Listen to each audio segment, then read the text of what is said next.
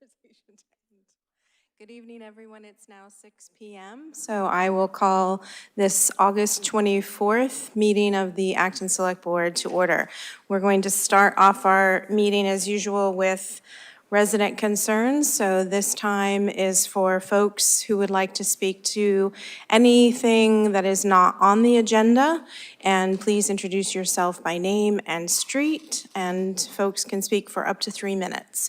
We typically won't give a response if you bring up anything that's not on the agenda, so we can stay in compliance with open meeting law. Hi folks, good evening. This is Glenn Cody. I'm on school committee and wanted to give you just an update of what we've been up to lately. I know that Alyssa and David were at our last meeting last Thursday, so this may be a little bit redundant, but at least for the record and for those listening at home, this may prove informative at least. It'll be brief. We last met on August 20th, so just 4 days ago. The district is on track for the start of school following a very busy summer implementing the elementary reorganization. There's a lot that goes on behind the scenes in the summer that doesn't really get that too much of attention, but the administration worked really hard on all that. Nearly 300 classrooms were moved, which moving one room is tough enough. 300 is a lot. Transportation efficiencies, we had some of those. We reduced bus routes from 35 to 32, so that'll help make the commute a bit less troublesome. Several vacancies for staffing remain, particularly in special education and other support positions. Regarding district and superintendent goals, priorities this year include building strong communities and newly reorganized schools. There's like an adjustment period for the kids, students, and staff to get more familiar with the new environment. Improving consistency in teaching and learning. There's a lot of cross-collaboration across the staffing that goes on with them. And of course, improving student outcomes and supporting staff. We want to make sure that we're doing everything we can to support the people that are on the front lines with helping our kids meet their academic goals. Superintendent Light's goals for his final year are to complete the strategic plan with clear measures of progress and ensure a strong transition for the next superintendent. The search process is ongoing, and I'll be sure to update all of you on that as that progresses. We're also establishing more clear metrics and measures to track progress as the AB Forward strategic plan continues to implement. It's going to be still getting the whole thing approved and communicated was one thing, and then implementing it is certainly its own mechanism. Last part, the financial update. We did a lot of work to get in a stronger financial position for this coming fiscal year. There is, of course, still our longer-term operating budget costs that remain a challenge, but there's a lot of progress that's been made. Thanks to the team for that and all the collaboration there with the town here and our constituencies. Almost done. Some of the year-end surplus came from unfilled positions, particularly support staff, so we still want to make sure that we're giving the kids what they need for staffing support, so some positions are still open. And as I said, while reserves are healthier than they have been in the past, our longer-term operating budget challenges still remain, so we're just going to keep an eye on that, and we'll be sure to keep you all and the towns informed on that too. So that's the update, and as always, please reach out to either me or the leadership team, and I can relay any concerns too. So thanks so much. Thank you, Glenn. Are there any other comments in the room or online? Yes. Scott Sullivan, 8 Patriots Road, Finance Committee Liaison to the Select Board, who has to leave before 7 o'clock, so I'm going to say this quickly. The Finance Committee does not support funding outside of Prop 2.5 for additional stormwater management. So that's my statement. I know you're discussing it later, but I will not be here. I talked to Greg. He will carry on comments that I cannot handle because I won't be here. Thank you.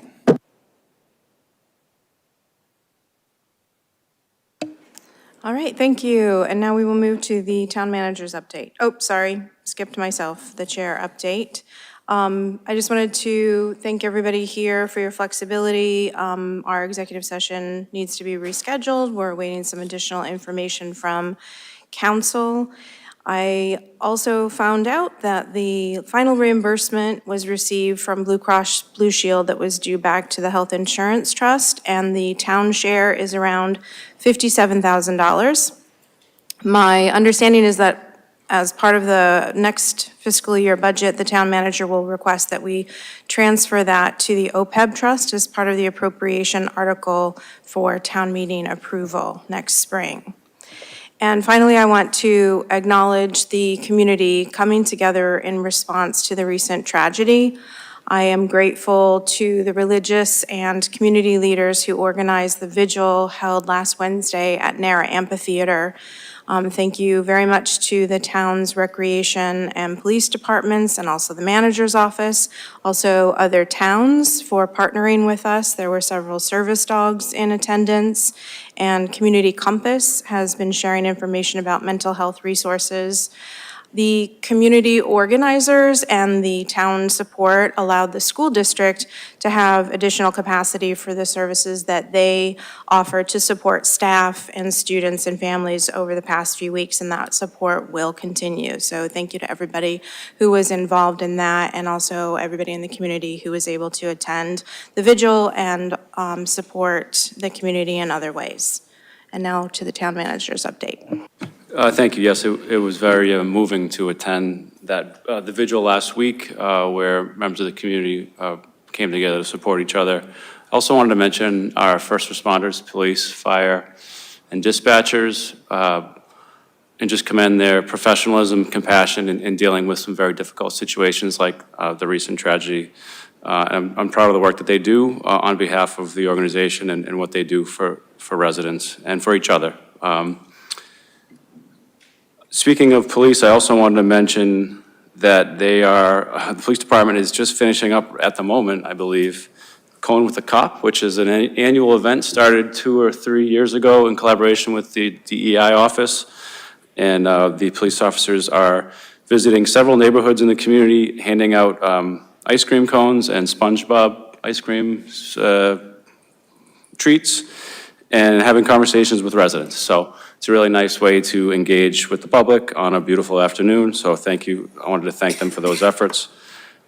We will, as we always do, we'll have our ceremony for September 11th, on the 11th, which is a Friday this year. It starts at 9:55, but I encourage you to get there a little earlier than that. I wanted to also mention in September that town offices will be closed on September 18th, which is a Friday, for our annual Professional Development Day, where we bring all staff from all departments to do some education, some professional development, some team building, and also we get to hear from the Select Board Chair about the Select Board goals and priorities, and it's a real good way for our organization to connect with each other. And I appreciate the Select Board and the community supporting us closing that day. And if you need anything, make sure you get it on the 17th, or before the 17th. I also wanted to mention that we have had a temporary sign trailer at the Veterans Ball Field for, I don't know, 3, 4, maybe 5 years. And through the work of Corey York, our Director of Public Works, and others, including our Sustainability Director, Andrea Becerra, we have secured a grant and some other funding as well to put a permanent sign there, which will be not in the parking lot. It'll be closer to the intersection of Quarry Road and Main Street.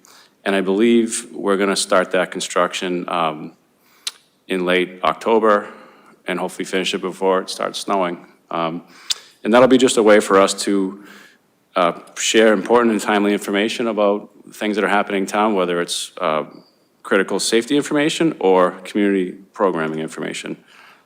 So thanks, and look for that soon. Finally, I wanted to mention that we conducted another surplus equipment auction. We do everything we can to raise revenue for the town, including selling stuff from the attic. We were able to sell the town meeting clickers that we just replaced, the old ones, which were taking up a lot of space. We sold those for $6,200. And we sold a bunch of folding tables that were taking up a bunch of room for $60. So not a lot of revenue, but Every little bit helps, and we have some more planned for this fall. I also wanted to kick it to the Deputy Town Manager for an item or two.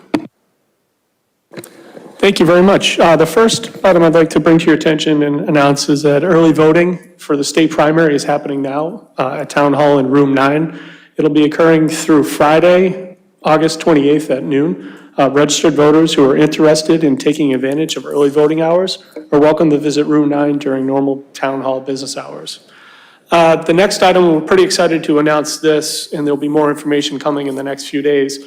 But through the leadership of Director Tim Mikowski, Parks and Recreation Department has put together a new event called Actoberfest. It'll be a rhythm and brews festival packed with live music, great food, brews, and plenty of fall fun for the entire family. This will be occurring Sunday, September 27th, beginning at 11 a.m. until 5 p.m. over at the Narrow Park Amphitheater. They're actively looking for volunteers, so if anyone's interested in attending and volunteering and helping out for a little bit, just reach out to the Parks and Recreation Department, and they'd be happy to have you part of the festival. And the third and final announcement I have on behalf of Economic Development Director, Patricia Costa, and I'm putting up a flyer up on the screen, is a Great Road Stroll. This is Acton's first event of this kind. This will be occurring Sunday, October 18th from 10 a.m. until 2 p.m. It's a great opportunity for residents to walk Great Road, visit a couple of the different businesses who are taking part in the event, which you see here for the different participants up and down Great Road that'll be participating. You get to meet some new neighbors and business owners in the area who will be tabling along the walk as you make your way down. And if you're a business in the area and you're operating along Great Road as well and you're interested in joining, if you reach out to the Economic Development Office, they'd be happy to have you as part of this as well. This is Sunday, October 18th from 10 to 2, and more information will be coming soon too. Thank you. Thank you. Are there any member minutes? Pam?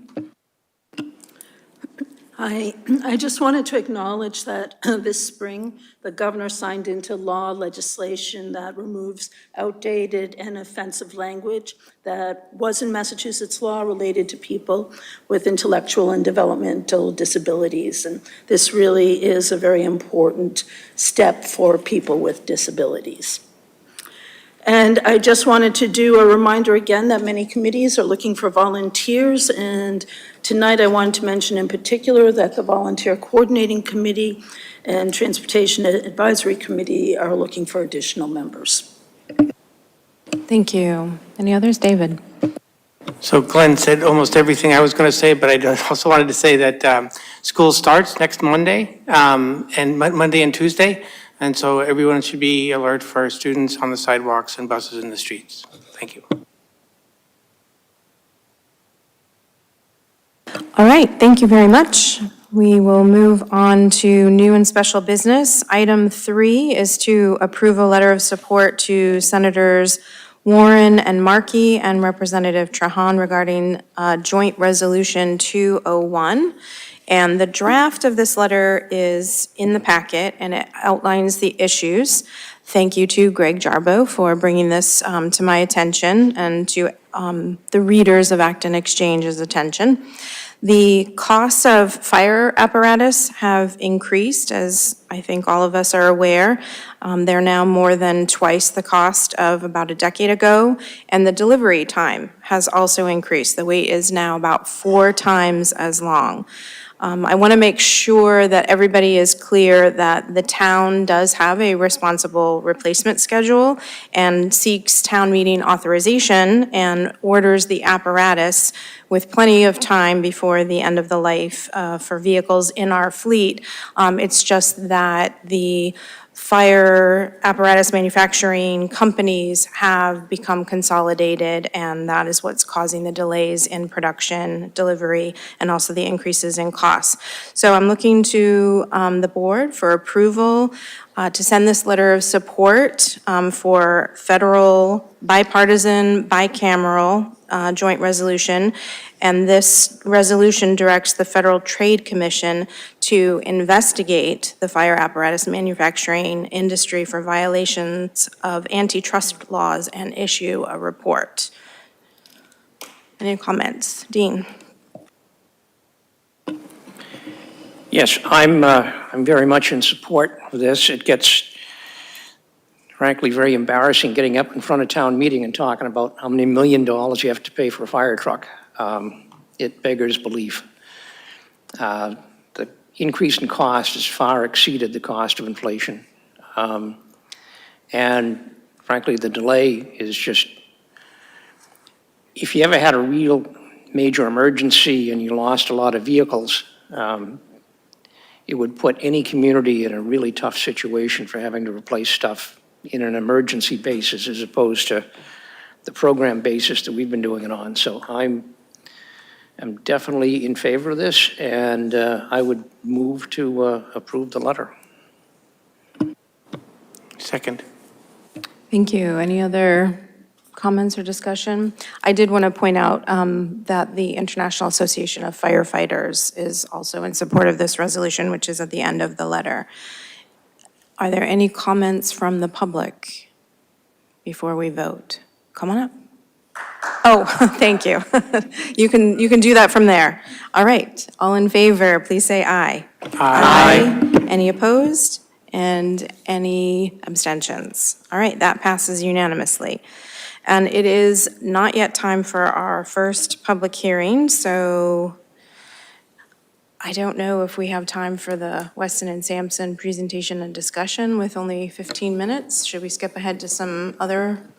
Weston and Sampson will be arriving about 7 o'clock. Oh, okay, then we will definitely not take up item number 5. Take up item number 12, all right. Approve the deposit of investment tax credit funds from EV purchases and EV charger installations into the Energy Efficiency Fund. This is another product of the excellent work of our Sustainability Office in collaboration with our finance team. We actually got federal tax credits back for clean energy investments, which we weren't sure if we were going to, but we did. We got $43,673.98.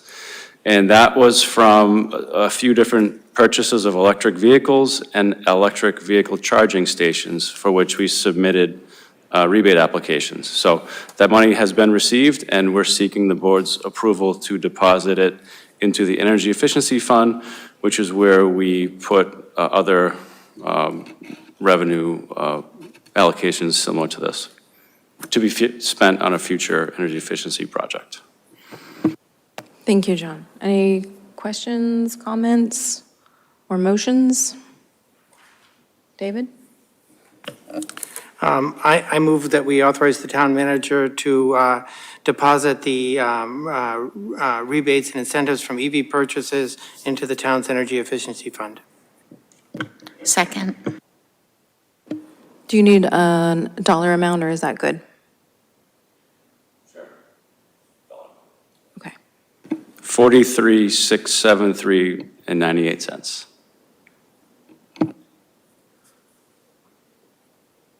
All right, all in favor? Aye. Aye. Any opposed and any abstentions?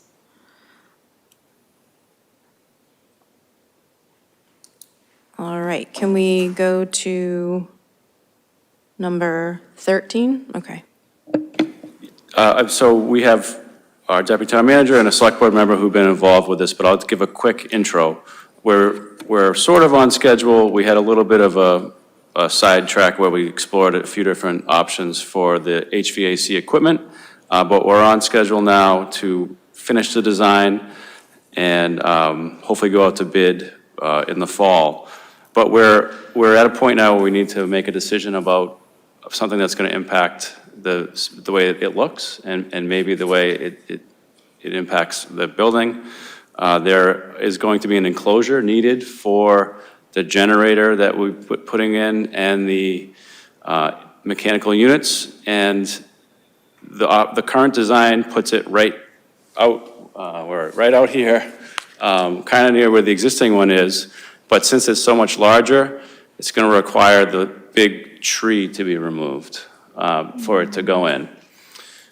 We would plant another one, and it would grow eventually, but I think people like that tree, and I don't blame them. It's a beautiful tree. We do have the potential opportunity to move the entire enclosure closer to the parking lot.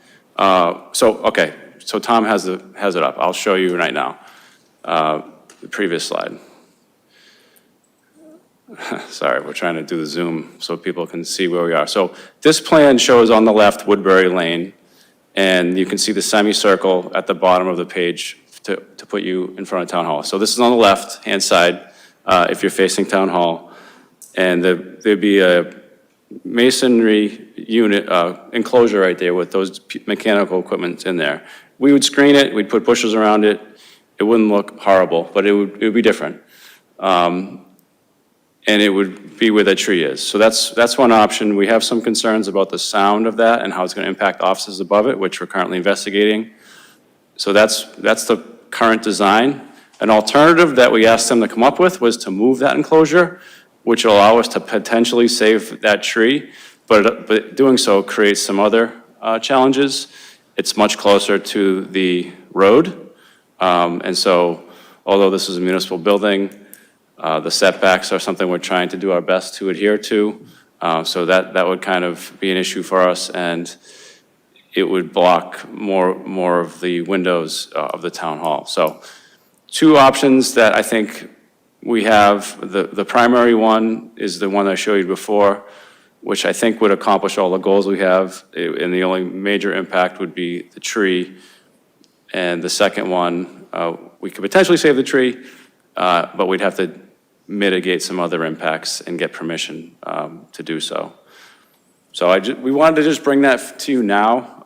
The project team has been working very hard to do a lot of different design components, but this is one that I think is going to be very visible after the project is completed. So we wanted to make sure the board had a chance to give us any input that you have on that decision as we're working towards making it. Thank you. I just have a question about what you mean by masonry enclosure. Would that mirror the existing masonry fronts on either side of Town Hall? It would be similar to that, yeah. We would try to make it match the side as best we could, but yeah, it would be of that nature. And also a second question, has the HDC, the Historic District Commission, weighed in on this, or is that next? Yeah. The HDC has provided preliminary feedback to Dan Willett, the facilities manager. I'm slated to go in front of them tomorrow with an update and receive some more feedback as well. We have not submitted a formal application. We were going through some design options before we got to this point. Thanks. Any other comments from board members? David? I just wanted to say that what the siding would look like, there have been a couple of proposals. One of them, I think proposed by an HTC person, was to do clapboard. That looks like the clapboard on Town Hall. So I just wanted to indicate that there were a couple of options there, and depending on what the feedback is. And Fran? I was just curious if that structure could go on the other side. Does it have to be on that side between the library and Town Hall? We did ask about that. That creates a different set of challenges. So they've really suggested that this is, most of these, a lot of times these go on the roof, right? But that's not an option for us either. So this is the best option that we have in front of us. Dean? Being the guy that planted that tree in 1974, I suppose I should weigh in. It's going to be sad to see it go, but there's a service life for everything. I don't know how many people remember the huge town Christmas tree that was out front that we took down years ago, and we've moved on from that. So I think taking down the pin oak tree is probably the best option. I know as far as Fran's question about moving everything to the other side, I think it does create its own set of issues. There's quite a grade change that they'd have to accommodate, and I know all of the inputs for the electrical and everything else all comes in from the Woodbury Lane side. It's a really tight site, the best I could say. There is some grade change on the proposed side, which I think will kind of hide some of it, which is why we put the original HVAC equipment over there on that side to begin with. As far as the cladding on the enclosure, I mean, you could go with clapboards, you could go with flat boards, depending on the HTC. I might favor putting a granite veneer on it. I know that's probably the most expensive option, but that would reproduce what you see at the front of the building a little bit better. But in any case, yeah, trees live, they die, you take them down, you put something else in its place. Any other comments? David? Which did you say had lower noise levels for people in the building? At the front of the building or the back of the building? The current design is near an area that has the least amount of offices next to it. The town clerk's back storage area is the bottom part, and then the assessor and the town clerk are the closest. If you moved it into the front, it would impact several other offices as well. So it's going to impact offices in either way, but this one impacts the fewest number of offices. Okay, when you just said front, you meant towards the parking lot? Sorry, yeah. Sorry, that's okay, I just wanted to be clear. The alternative enclosure option would impact other offices and a few more. So it's not a great choice, but we need to put this system somewhere, so. Yeah, I prefer it where it has the least noise impact for staff. I also feel that towards the front, it's further away from Woodbury and the sidewalk, and leaves that grassy patch towards the back where sometimes we've had a picnic table there, or whatever, and I think that little grassy patch next to the parking lot is kind of nice, but so I like the proposal towards the Main Street side of the building. Fran? Can you plant anything on top of the structure? Or, It has to be open air for ventilation. So I would say that I agree that it should be closer to Main Street. I think impacting the least number of offices with noise. And also, I think if it were closer to the parking lot, it would be more visually impactful. That space should remain open, in my view, because it's a corridor from the Red House to Town Hall that's used quite a bit. Any other comments? Pam?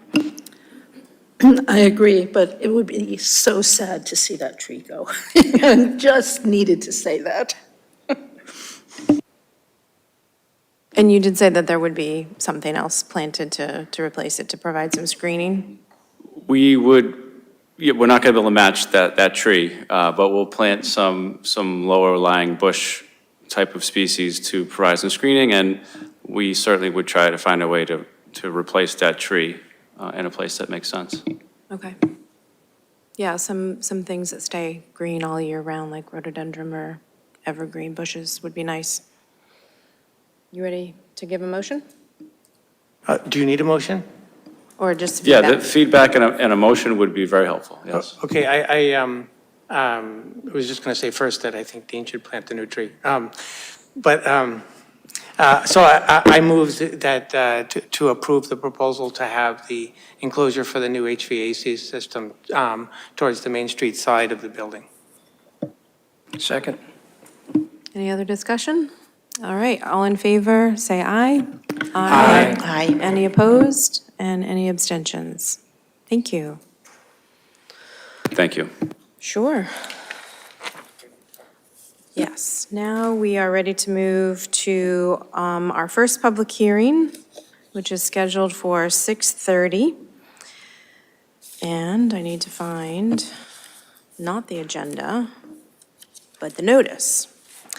The Acton Select Board will hold a public hearing on August 24th, 2026 at 6:30 PM in the Francis Faulkner Hearing Room 204 at the Town Hall, 472 Main Street, Acton, and virtually www.actonma.gov/meeting/SB on a site plan special permit under zoning bylaw section 10.4 at 97-105 Great Road.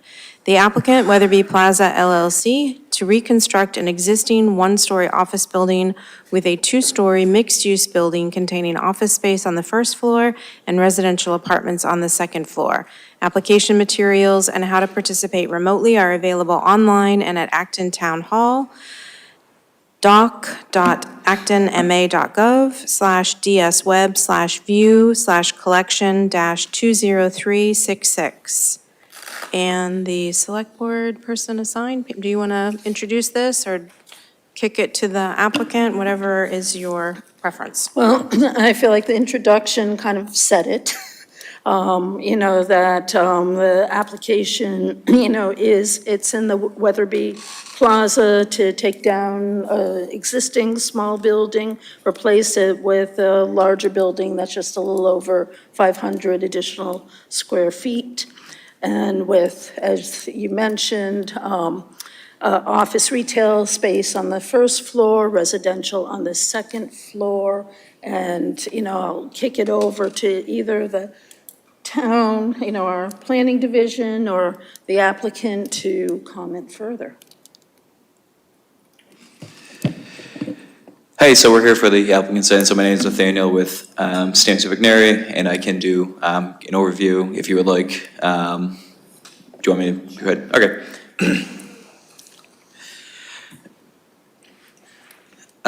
So the memo that was read covers all of the major points, but so I will inevitably repeat them. But so this is a site plan special permit at 97-105 Great Road, also known as Weatherby Plaza. So the purpose of this special permit is all centered around the building at 99 Great Road, which is the smallest building on this parcel, containing, I believe, 5 total buildings. The site is in the East Acton Village District, and it's currently a mixed use between residential uses and commercial uses. And the purpose of the project is to reconstruct the small building at 99 Gray Road to have an expanded commercial use on the first floor and an apartment, a one-bedroom apartment on the second floor. This will add 563 square feet of net floor area to the building, which crosses the 500 square foot increase threshold, which triggers this review, the site plan special permit, which is why we're here. And it's worth pointing out that this apartment, so it's one single apartment that is going on the second floor of this building. This will not be the only apartment of its kind in the plaza. One of the other buildings in the plaza currently has, I believe, 3 apartments on the second floor. So this will not be unique to this plaza by any means. It's just adding one to the smaller building. And the other changes are very minor. There's going to be a small realignment of the parking spaces just to accommodate a second floor access to the apartment, and then also a dumpster enclosure is going to be added. Currently, the dumpster that serves the site kind of sits in the corner of the parking, so we're going to close it off. So ultimately, just one set of parking spaces is going to be taken out, and there will be 2 dedicated to the apartment on the second floor. I'm actually glad that you're able to share this. I very recently submitted this, but that is what the plan looks like. So you can see the parking's being realigned. The building is obviously in the same spot, but increased in footprint a little bit. And then all the calculations for the parking and the sewer and everything are all staying the same. The building will connect to the existing sewer system, and there's no increase beyond what the current capacity of the system is. And then same with the parking. On the plan we've provided the calculations that show that we're still satisfying what the demand is at the plaza. We're basically maintaining the number of spaces that we would need. those are all the major points. At some point, I did get a chance to review the draft decision. At some point, I would probably like to discuss a couple of the conditions, but I'll wait for when the right time for that is. But I can hand it back to the board this time. Thank you. Thank you for that overview. I just have a couple questions, and then we'll see if other board members have questions and comments. One of the requirements is to remove the gas system, and I was just curious if that has been done to be in compliance with our fossil fuel-free bylaw. Well, nothing's happened at this point. I don't know if the building is served by gas currently or not. Supposedly it is. Is that correct? Which one? Either any of them, but 99. 97, the big building, is sprinkled, as it's over 7,500 square feet. 99 is the ATM that we're talking about tonight. That's not sprinkled. The Weatherby House is exempt, and the detail shop is not, and the car wash is not. Okay. That's but all of the- Weatherby 1. Weatherby 2, I don't think there's any sprinklers over there yet. No, not sprinklers, but gas service, because that was in the planning What's that? department Gas. memo, Yes, it's sorry. all gas, It's all gas. the whole plaza. All right. So I guess it would be helpful for you to go over what was asked for from the planning division and also the design review board, and just let us know which ones you're able to meet those requests. Yes, I can do that now if you want. Sure. So, yep. Sorry, a second.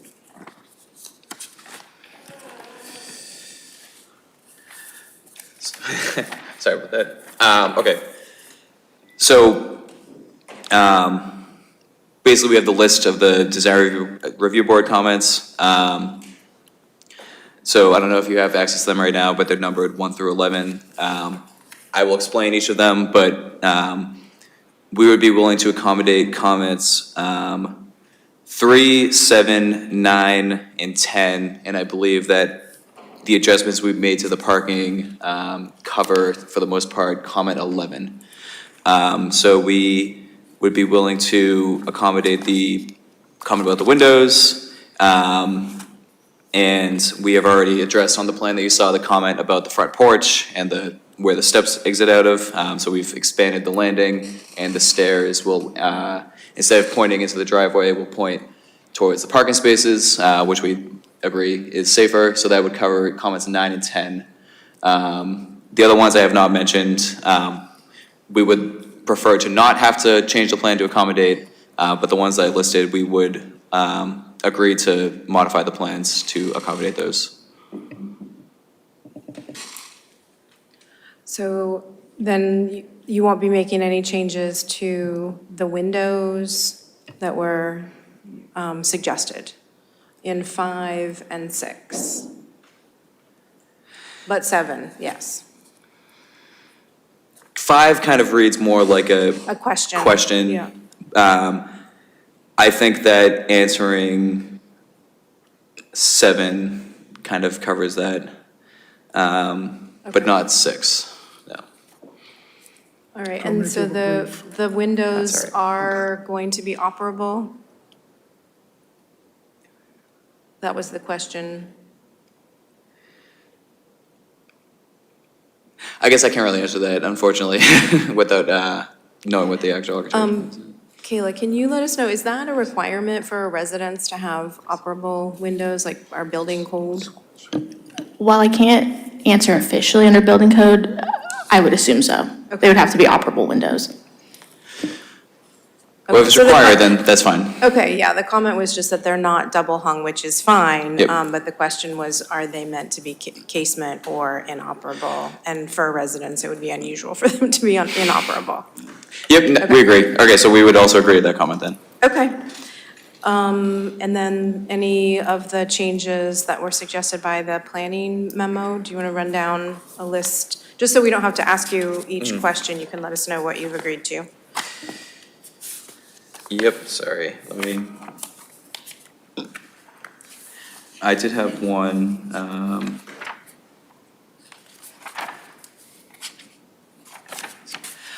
so we were okay with the comment about the bicycle parking if required. There was a comment about showing the wetlands on site, so I think it's helpful to clarify that. We're calling out in a square footage of wetlands present on the site, which is a carryover from the original decision that was issued for the plaza. And the whole purpose of calling that out is to maintain the developable site area. I don't think that there actually are any wetlands on the site. I checked the GIS beforehand. I didn't see any, but the whole point of carrying that number over in our land use calcs was so that we could not have to increase the developable site area. So it's a more conservative way to calculate basically the allowable developable area. So there's no wetlands to show. So just to kind of clarify that one. And everything else we don't have any objections to. I mean, most of them are just providing more information on the plan. So other than clarifying the one about the wetlands, I don't see anything in here that we would object to. Okay, so we are not going to be providing gas service to heat or cool the building. Is that what you're saying? Well, we'd prefer to keep the building as it is, if possible, but if we're not allowed to do so. The building is going to be demolished. Yeah, it's gonna be reconstructed. So if the rules don't allow for that, we would like to build the building that we proposed. So if that's the case, then, we accept that. Which one are we talking about? 99. The brick. Okay, so if it does have gas service, it would have to come before the board as a waiver request, which would be a separate meeting. But if you can provide all electric, then we don't need to do that. Do you have any thoughts? Which one are we on? The brick? 99? Yes? No, the gas. The what? The gas. So the question is if you want to take a waiver for keeping the gas or not. Well, the whole plaza is gas now. I guess we could look at something. I wouldn't want to etch too much of it in stone where everything's all in place. This addition's only 535 square feet. We're not changing much. And this site plan has been in progress for 3 years. So I guess- Originally, it was going to be just a minor adjustment from the planner then, and then it changed to another planner to say a full site plan is needed. We would have never done a full site plan for Sure. that type of square footage. But since that time, the town has adopted a fossil fuel-free bylaw. So I guess the question for Kayla is whether or not this triggers that as a major renovation? I'm assuming a demolition of a building and a rebuild would, but I am not I would going to. assume it would. Unfortunately, I'm not the expert on that. That would be our building commissioner. Okay. So we could always word that condition to be more like in compliance with what the building commissioner's take is on that. Does that Okay. make sense? Yeah, that sounds good. And then the only other question that I had from staff comments was the comment from the health department. And you're saying that it's not going, the flow is not going to be increasing more than the capacity of the septic system currently, which is permitted for 762.3 gallons per day. But I may have missed it, but I didn't see how many additional gallons this apartment will be producing. So I didn't see those numbers. I just saw the total for the entire plaza. So I just don't want to put us into a position where we're approving this and then the health department comes in and says, you actually need to do soil testing and an upgrade of the septic system. So that number, whichever was you said, is not what we have for the capacity of the leach fields. Or sorry, maybe it is, maybe I'm looking at it wrong. We have either way, like what we are showing on the plan, that is what we would submit to the health department. We are demonstrating that the system capacity, and we have the information for what the system can hold right now, is able to meet the entirety of the buildings that flow to it, including the one that we have now. The existing system won't need, the existing system has the capacity. So if anything's needed from the health department, at most, I only can imagine it would be, potentially paying an additional fee or something along those lines, but there's no need to design a new system because it has the capacity. So, Okay. and I can't answer without doing the workout what we're increasing it by, if at all. But regardless, what is there now has the capacity. And if it doesn't, for whatever reason, we'll look into it, but, it does. All right. The two possible things that the health department suggested were soil testing and potential upgrades. But if you're confident that it's going to be in compliance with Title V. I'm confident that's I'm going good to be in with compliance with Title 5, yes. Okay. Any other comments from board members? David? Hi, are there any landscaping changes in this proposal? All the landscaping stays the same. The bushes in front of the proposed building will be probably removed and something a little bit shallow will be put in, and maybe a little bit more, rather than the hedge going straight across. Okay, and am I correct in understanding that the only changes to parking are the loss of one space for a dumpster?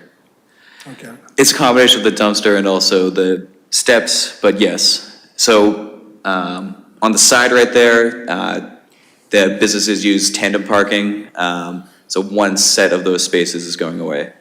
And that's maintaining what's there now minus, like I said, one set of spaces. Or it could even be a loading space that's going away. It's whatever one is closest to the dumpster, and everything's going to be restriped so that they don't lose. So they lose as little as possible. But at the minimum, one either full space or one set of tandem spaces will be lost. Understood, and by set, you mean the front back, because they're... Yes, so that means like Yes. a person who works in the understand. business would take the back spot and they would park behind each other, yep. My last comment is maybe just for the decision. I'd like the decision to be a little bit stronger about the fossil fuel free. I can't see any way that, even if this was a renovation of the existing building, if it was more than 50% change, it's required to be fossil fuel free, and a new building is definitely required to be fossil fuel free. And the standard to use gas means that it would have to be infeasible to do it fossil fuel free. So you could come and ask for a waiver, but it's an infeasibility standard, which can happen, for some manufacturing things and things like that. But anyway, so I would like that really clear, especially since there seems to be some confusion as to whether it needs to be fossil fuel free. For septic. So I would, sorry, go ahead. I was gonna say, we agree, yep. Okay. I would agree with that. And also just because you mentioned the parking area, you said that the Design Review Board's request number 11 about moving the parking was something that was okay with you, but that does include some landscaping, some additional landscaping. So I just want to be clear that there is going to be additional landscaping rather than no landscaping changes. I can actually clarify that entire comment. So originally, before the plan that you're looking at right now, we were basically abandoning the tandem parking spaces, and we were going to reduce them all by half, so there'd be one. And then it was brought to our attention that the businesses rely on the tandem parking and that we cannot do that. So the original comment was for so when you're looking at it now, you have no parking in the front, and then the parking would be in the rear.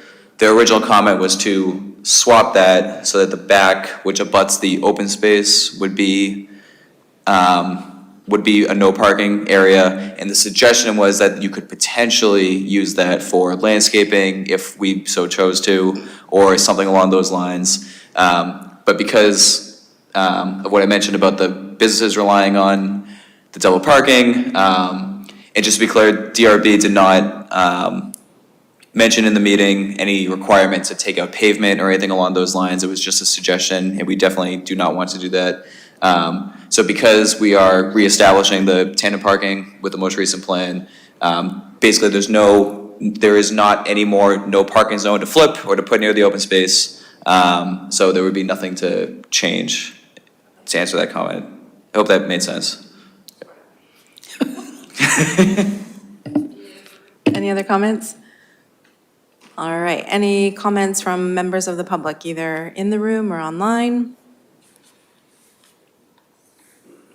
All right, and any additional comments from our planning staff before we close the hearing? Thank you, Madam Chair. I think the only item that has not been addressed from the planning memo is comment number 2, which is providing a connection between this existing building to the other buildings on site. While this is a minor comment in nature, I think that this is something that could be accommodated by doing some sort of walkway potentially to the other side. So I don't think it's something major that needs to be done, but I think that for better site circulation, especially knowing that someone may live there, it makes sense to have some safe connections for them to cross. Thank you. I would agree with that. Does that sound good to the applicant? To incorporate a walkway connection to the mixed-use building or between the Weatherby Plaza and surrounding neighborhoods. So this comes from a requirement that we have, which is section 5, 10B12 I see what you're saying. in the zoning bylaw. Would they be able to paint a crosswalk across the pavement? Because I don't really see where a entirely separate walkway would fit in, but I can see room for like a crosswalk striping to fit between the no parking area and then the connecting open space or something along those lines. I don't know if that would be sufficient. I guess I'm trying to figure out if this is like creating a new walkway fully separate from the parking or just restriping the pavement so that there's a designated space to walk. I actually have a really hard time figuring out where it is since this is just a two-dimensional plan. And I don't have any cursors here unless Tom wants to give the cursor driving over to Kayla, you can show me where that would be. Definitely from the residence to the parking area that resident would use. That, and I also think that connecting them potentially to this existing sidewalk, if there's a feasibility there, whether it be from the parking spaces that they use, I think would be nice.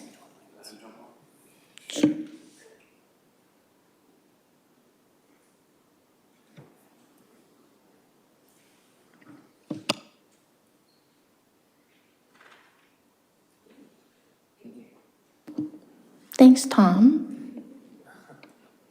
So you can see that's the existing building here.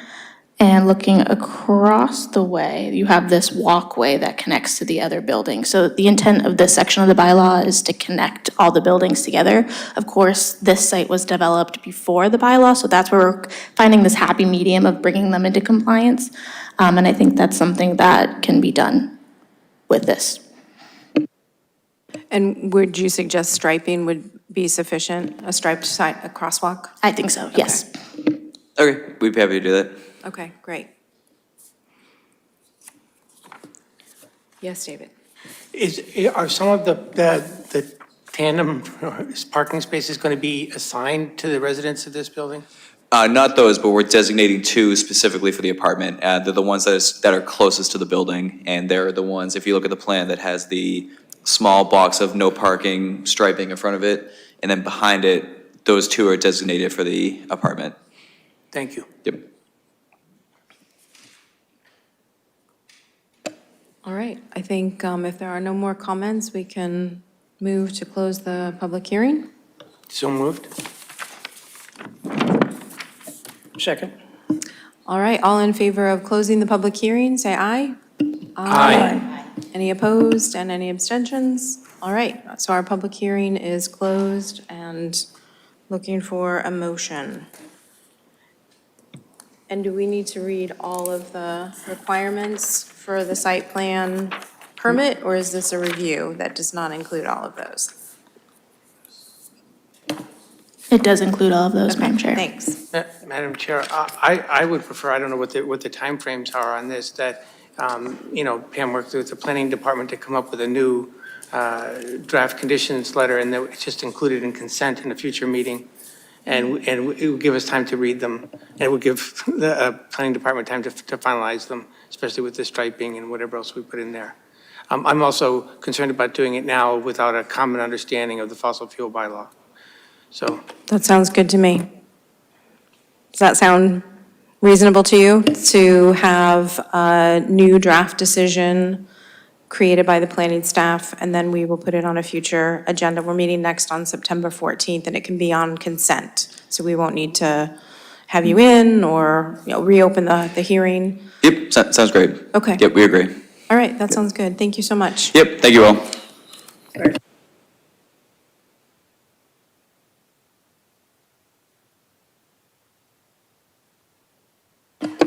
All right, so our next hearing, which was scheduled for 6:45, the Acton Select Board will hold a public hearing on August 24th, 2026 at 6:45 PM in the Francis Faulkner Hearing Room 204 at the Town Hall, 472 Main Street, Acton, and virtually, actonma.gov/meeting/SB on a site plan special permit under zoning bylaw, Section 10-4 at 1012 Main Street. The applicant, Baudanza Electric Company, Inc., proposes the construction of a building trade shop. Application materials and how to participate remotely are available online and at Acton Town Hall, doc.actonma.gov/ds-web/view/collection-20384. Hi there. Hello. For the record, Paul Kirshner from Stamsky McNary here on behalf of the applicant for their project at 1012 Main Street. So this parcel is the northernmost point in Acton. It abuts the towns of Westford and Carlisle. And I think based off the town border signs in the area, a lot of people probably don't realize that you're still in Acton at that point. But that said, we have submitted an application for a site plan special permit to allow for the construction of a building trade shop. So the proposed structure has a 1,000 square foot footprint, and that's really due to the limited space available on the site. A large portion of the site is wetland, which restricts the developable portion, and due to its location within the small manufacturing zoning district, the front yard setback is 50 feet, and because it abuts a residential district in Westford, the rear property line setback is 50 feet. So there's only a relatively small area available for building construction at the property. The parcel does extend into the town of Carlisle, so on the plan that you have on your screen right now, the triangular area labeled as Lot 3 is within the town of Carlisle. So a lot of the upland portion of the site is in Carlisle. But the applicant intends to operate his landscaping contractor business out of the structure. So this small structure will be essentially a barn, and he does have outdoor storage proposed to store mulch and potentially other similar products, but mulch is really the intent, that what he mainly wants to be storing here. This building will be served by a private water supply well. The septic system will be located in Carlisle, so only the actual pipe running from the structure to the septic tanks will be located in Acton as far as the septic system is concerned. And a stormwater management system is proposed to mitigate impacts of the increase in impervious surface of the property. I could go into more detail, but I think at this point, if you have any questions, I think I've covered it fairly thoroughly. Thank you. Thank you. And are you the select board person assigned? Go ahead, Dean. So it's an interesting site. This particular parcel was subject to a site plan back in the 1990s. There was an original proposal to build a much larger building there, and there was some work done. At that point, you can still see some of the footings that were put in, but what's happened over the years, that project did not move ahead, and what's happened over the years is that all of the environmental regulations have gotten much stricter. So it appears from my view that the proposal does comply with the wetlands protection bylaw and act setbacks, although we've not yet received a peer review on the project. So there was quite a lengthy pause in construction, basically 35 years. The site is, I believe at one point, the site was used as a borrow pit for gravel and sand operations, so there's minimal vegetation there on the site. Some pine trees have seeded in, that sort of thing. So it'd be nice to, after all these years, to actually see something happen here, and a benefit to private sector and a benefit to the town tax-wise. A couple of the concerns that I have specifically has to do with the storage bins that are shown on the back of the site. I know there's been some discussion about, it's only going to be mulch, and the dye stuffs that are used on the mulch should not create a problem. However, this is a Zone 2. We're not within sight of the Kennedy well field, but we're pretty close. And although there might be we might put wording in there saying you can't store sand and salt there, effectively, once somebody moves in here and starts operation 4 or 5 years down the road, we won't know what they're storing there. So my recommendation is, as a condition for this, is to require that there be some sort of a tent canopy structure over those bins so that you don't get precipitation on there and that nothing's going to leach out of whatever is stored there in the future. I think that's a pretty minimal change. The rest of the site, there are no residential abutters anywhere near there. The back site, there's been some discussion about the fact that the golf course in back is a residential zone. You need to provide additional landscaping, but there is quite a grade change there. And there's an existing retaining wall that I think pretty well buffers the golf course. So there is existing tree cover at the edge of the golf course. Jim Snyder Grant and myself explored this site when we were doing the bound survey a few months ago, and so I'm pretty familiar with the site from that point of view, plus my landscape review that I did of this back in 1990. So I think those are my principal concerns. I think it's a fairly innovative way of using the site, and I think with some environmental protections to make sure we don't end up with the potential runoff years down the road. I don't see that there are any severe issues that I've come up with. As I noted, the peer reviews have not come back yet, so I'm going to suggest that we probably continue the hearing until we've had a chance to check the engineering peer review plus the wetlands peer review, and probably put this on the next agenda if there's time and if we get that information back in time. That's all I've got. Thank you. I would agree with all of that, although all of the history is news to me. I'm curious about the canopy that you're suggesting. Is that sufficient for storage of material, and something that lines the ground is not typical because it might get torn up by whatever is used to remove the materials? Well, although I don't know this for certain, I was expecting that the area in the bins probably would have some sort of a hot top or a concrete base on them.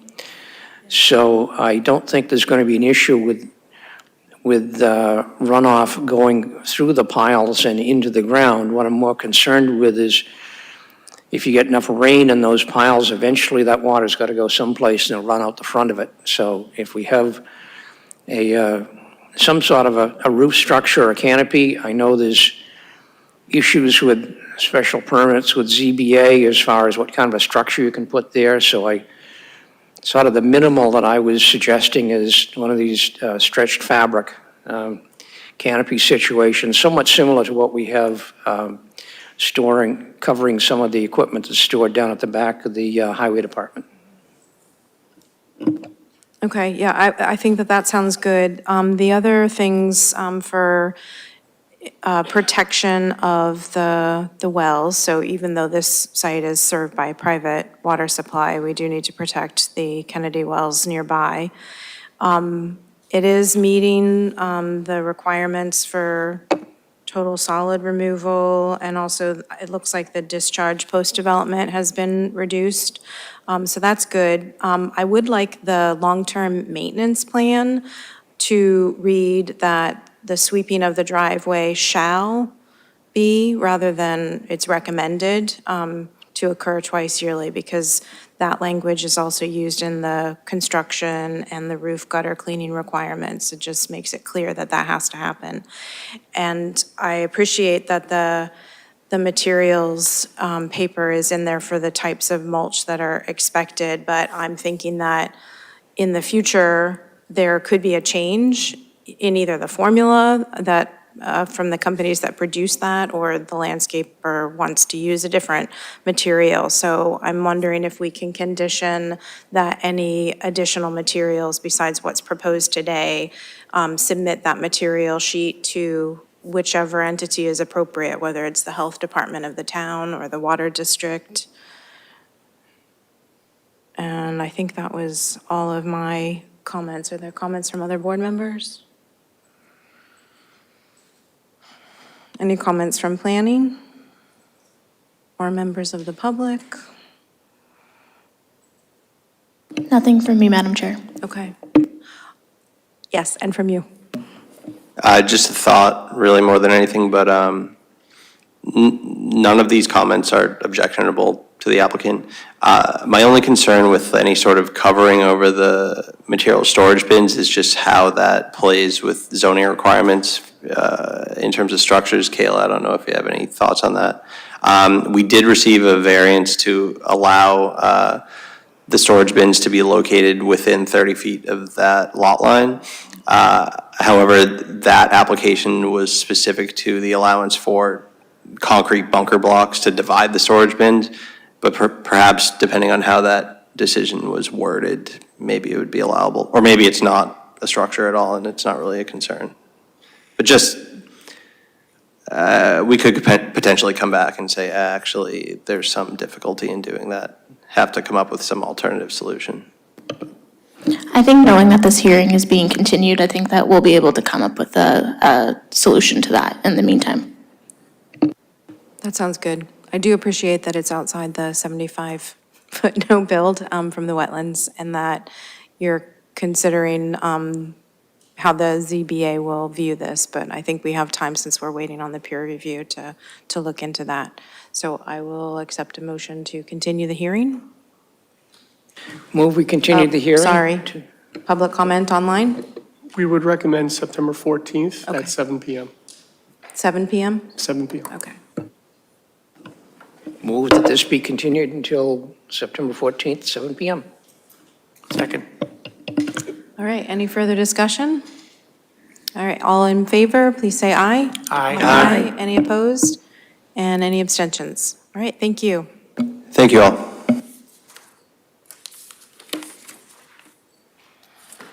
All right, one more public hearing. Under MGL 140, Section 58, the Acton Select Board will hold a public hearing on August 24th, 2026 at 7 PM in the Francis Faulkner Hearing Room 204, Acton Town Hall, 472 Main Street, and by video conference and call-in for a Class 2 auto dealer's license for DSP Cars LLC located at 178 Great Road, Acton. Login instructions for computers can be found here.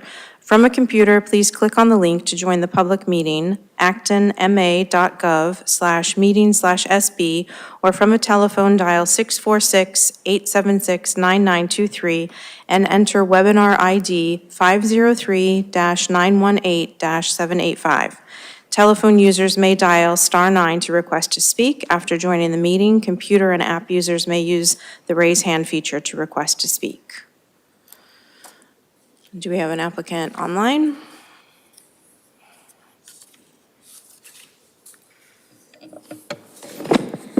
I do not see anybody with their hand raised, but if you're here for this agenda item, if you could raise your hand and you're in the virtual waiting room, we can elevate you.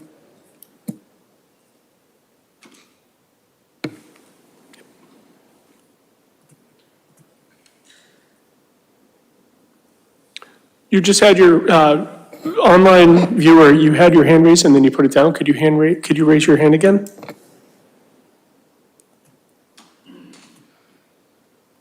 Thank you.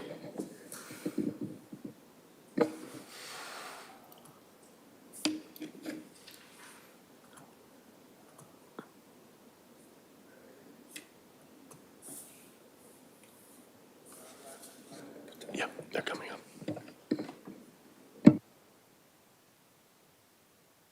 All right, welcome, and you can go ahead.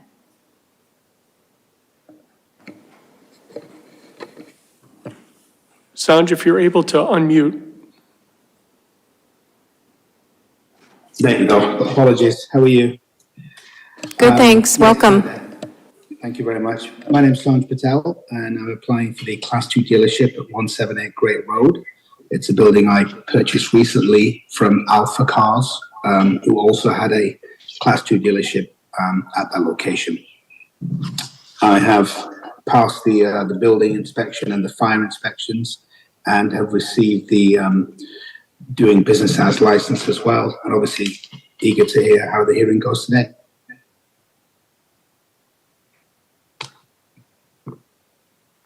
Thank you. I read the application and don't have any comments or concerns or questions. Any board members?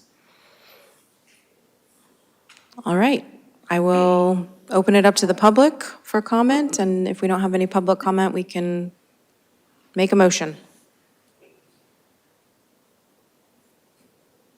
David? I move to close the public hearing. Second? All in favor to close the public hearing, say aye. Aye. Any opposed and any abstentions? All right, the public hearing is closed. David, would you like to make a motion? Yes, I move to approve the Class 2 auto dealer license for DSP Cars LLC at 178 Great Road. Second. All right, it's been moved and seconded to approve this application. All in favor, please say aye. Aye. Any opposed and any abstentions? Thank you. Congratulations. Thanks for coming in. Thank you very much. Bye-bye. All right, our next agenda item is a presentation from Weston and Sampson on the DPW building design. And first of all, I'm going to allow the chair of the DPW Building Committee to call that body to order. So I'd like to call the August 24th, 2026 meeting of the Department of Public Works Building Committee to order. It's now 7:15. I believe we have a quorum or a close quorum of DPW Building Committee members present, so they'll be able to speak and we'll be able to have the discussion. Okay. Thank you. Looking forward to the presentation. So we've been working during the summer to advance the design. What you'll see is going to look quite similar to what was shown at town meeting back in May. There's a lot of refinements in the project. We're working on a lot of detail issues. I've been attending working group meetings about every 2 weeks with the design team and Director York and others, and Deputy Town Manager Bejan. We think that we're well along the road to a successful project. And I think a lot of the comments that have come out of those meetings have been incorporated into this presentation. So I think we let John Camo from Weston Sampson come forward, walk us through the presentation, and then all of us will be happy to answer questions, and certainly we're interested in input from the public and obviously from the board. John? Thanks, Dean, and thanks to the Public Building Committee. Here to give an update on the DPW project at 14 Forest Road. So in last year, we came to town meeting with a different project, a larger project and a more expensive project. It didn't pass a town meeting, so we went back to the drawing board. The town hired Arrow Street Architects to do a peer review and value engineering exercise. Next slide, please. So they came up with a number of different value engineering schemes. On the far left is the 40% design development, 42,000 square foot facility that we came to town meeting with. The 5 options to the right of that are reduced program and scope ideas that Arrow Street came up with. There's 4 options, and option 4 had 2 options, or 2 alternatives. The town, along with Weston and Sampson and Arrow Street, determined that option 4B was the most cost-effective approach that also had the most beneficial impact on DPW operations. So next slide, please. Site plan that was put together during that value engineering exercise shows a new building bar, about 18,000 square feet. The existing DPW in the light blue on that site plan is about 19,000 square feet. The plan was to build offices, employee facilities, workshops, and vehicle maintenance as a new bar building. And that's at the top with the orange, yellow, green, and purple color. And then that would also be augmented by full renovation of the existing building into interior vehicle storage space. The total project cost was $29 million. That includes construction, site work, industrial equipment, owner soft costs, contingencies. So that's the all-in cost. Next slide, please.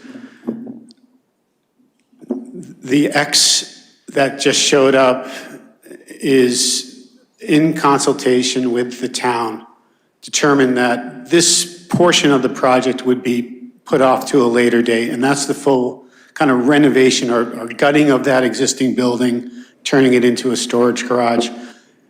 It was about a $4 million construction cost and an overall $6 million project cost.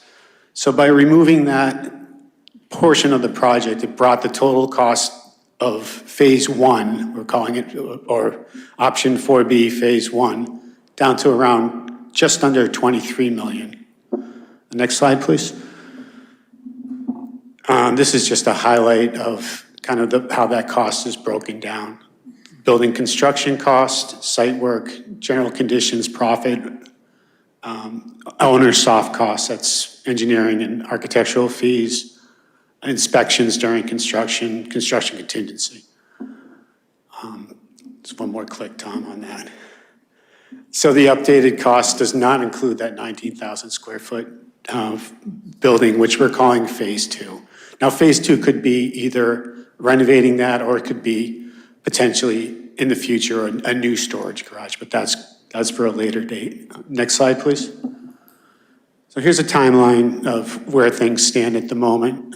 In January, we came back on board to work on the 4B option. We confirmed the program with the client, met with the DPW, just to make sure the conceptual approach that the value engineering exercise highlighted was feasible, and that we weren't missing anything that the department needed. So we went through that exercise. We did a revised schematic design, and that's what we came to town meeting with this year. And the town voted to fund final design, is where we are now. So we are currently in the design development phase, and we're looking towards completing that in a month or two. In a month, we'll be submitting plans to a cost estimator who will validate this estimate that was put together last spring and bringing that cost to a potential special town meeting in December. If everything goes well, we'll continue to finish the construction documents early next year and put the project out to bid in the spring. Construction is expected to take a year and a half. Next slide, please.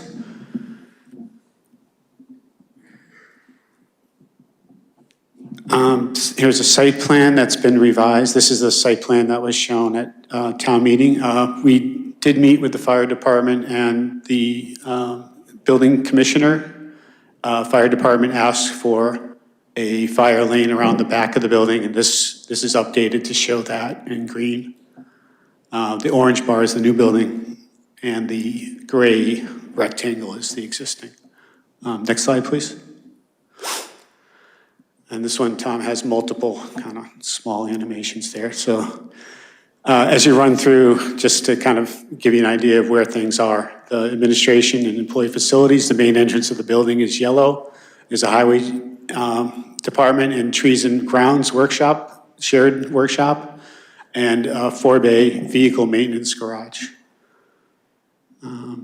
Here's detailed kind of floor plan of how that new building looks. So on the right, admin offices, muster room, locker rooms. In the middle in green, the workshops, and on the left, the vehicle maintenance. Next slide. There's also mezzanine space. So the workshops and the vehicle maintenance garages are high bay spaces that allow for mezzanine storage, which is a really good use of that space, which adds about almost 4,000 additional square feet for storage in the building. Next slide.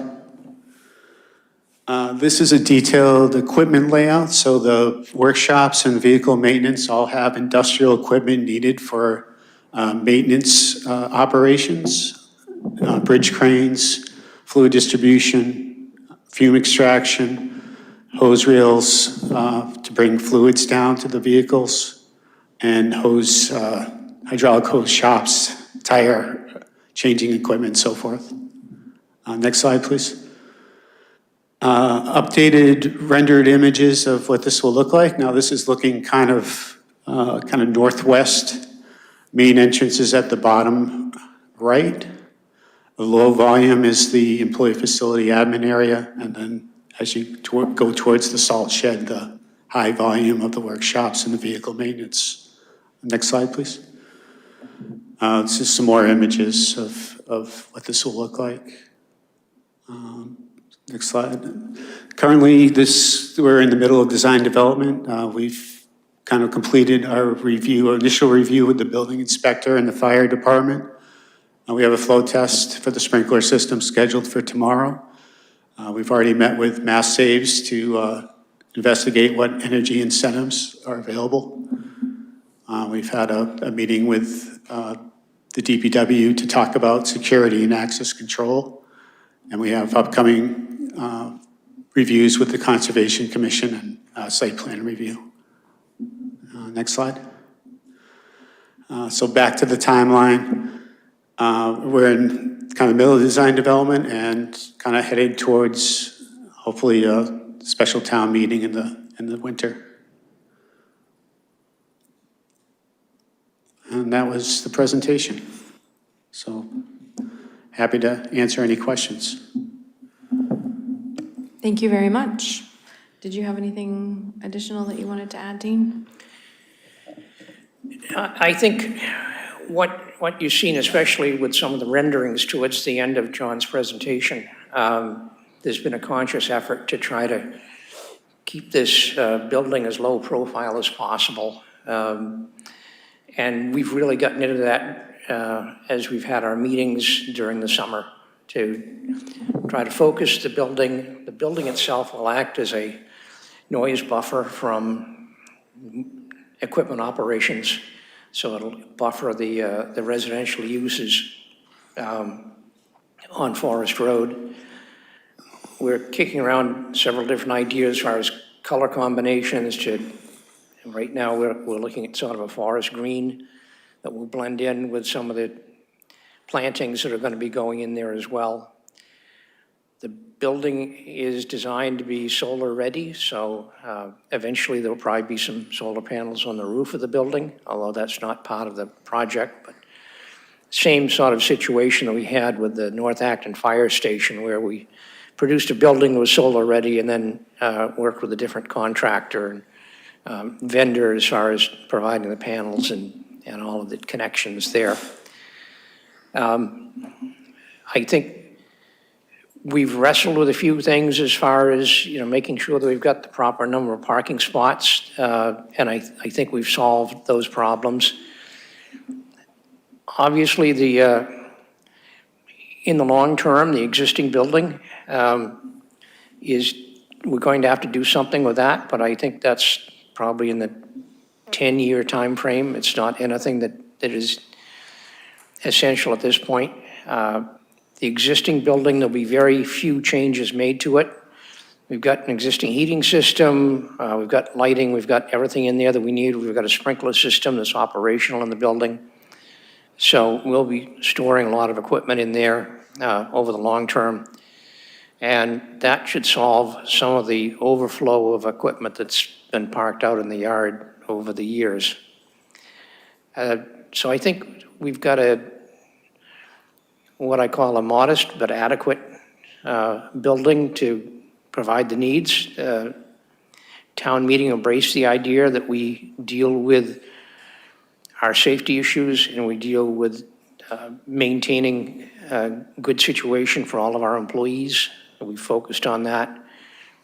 And the new building will meet, obviously, all of the new building codes, which the existing building does not.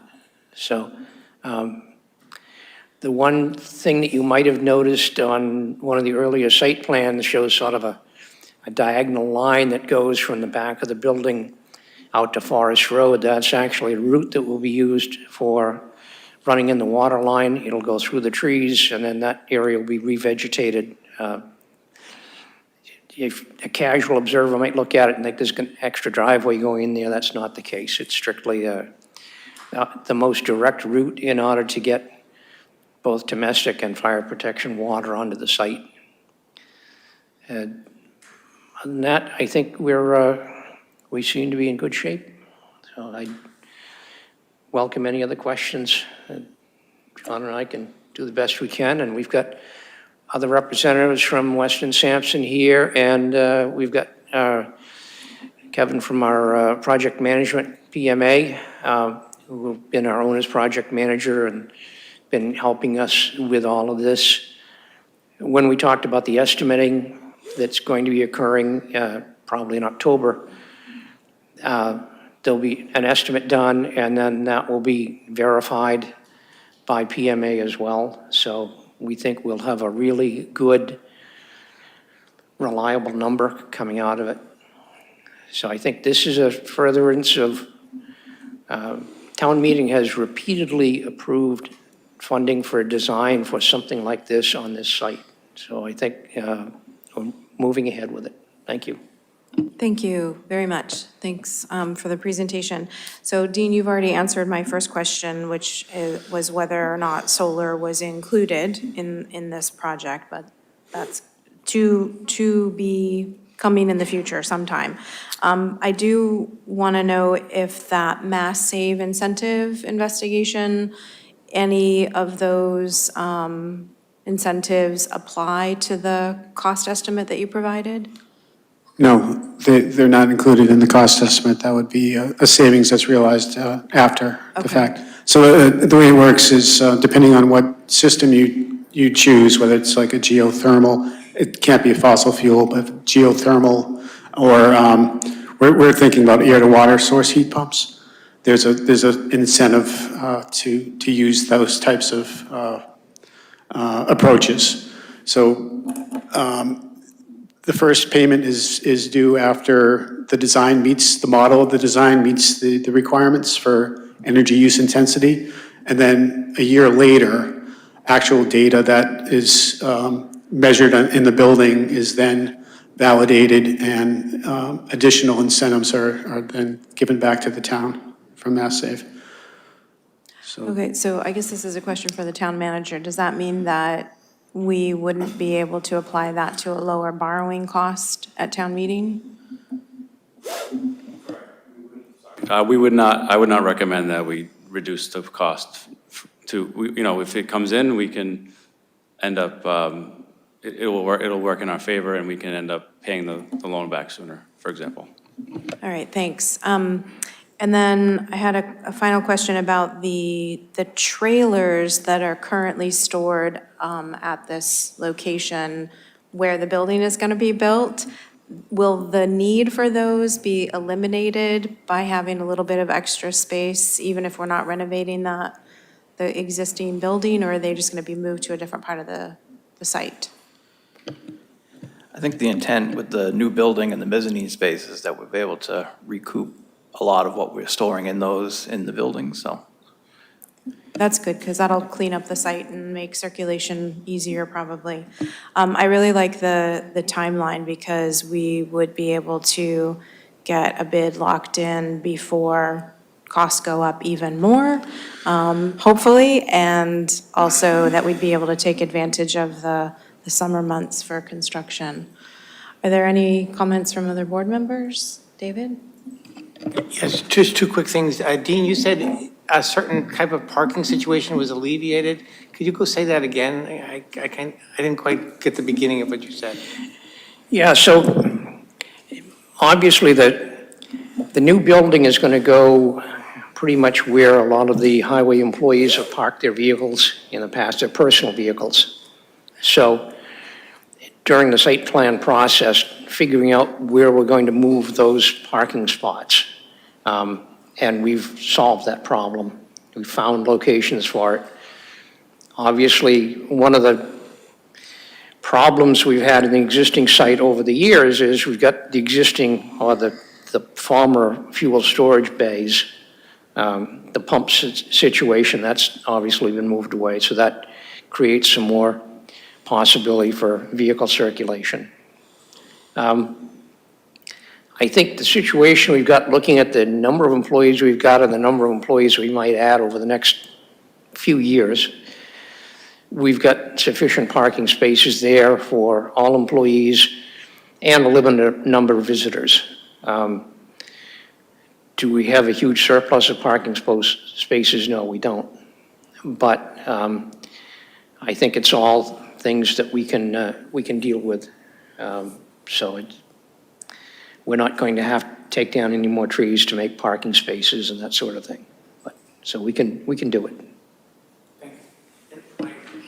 And my second question is, where would the HVAC equipment be located? Is there part of the roof flat? it's not going to be on the roof. Right now, we're planning to put it at the rear of the building with screening on the ground. Thank you. You're welcome. Fran? I just wanted to ask if you could go back to the design for a minute. I just was curious where, like, locker rooms are. Sure. And if we have a laundry room. I don't know if you'll be able to see it here, but there we go. So on the left side, there's the men's locker room at the bottom, which is the largest of the locker rooms. Women's locker room is above that. There's a wet gear area, and then there's uniform storage. So. Thank you. You're welcome. And there's a kind of an airlock vestibule between the workshops and then the office employee facility area. And then as you move to the right, the muster room is the large room in yellow. That's for kind of the gathering of all the employees at one time. And that's kind of a multifunction room as well. It could be used for training, as well as there's a conference room kind of at the top right next to the DPW director's office. Thank you. You're welcome. Is the kitchen area included in the muster room, or Yes. a different? Okay. It's in the muster room, yep. There's refrigerators, there's. Oh, I see them Yep. there, okay.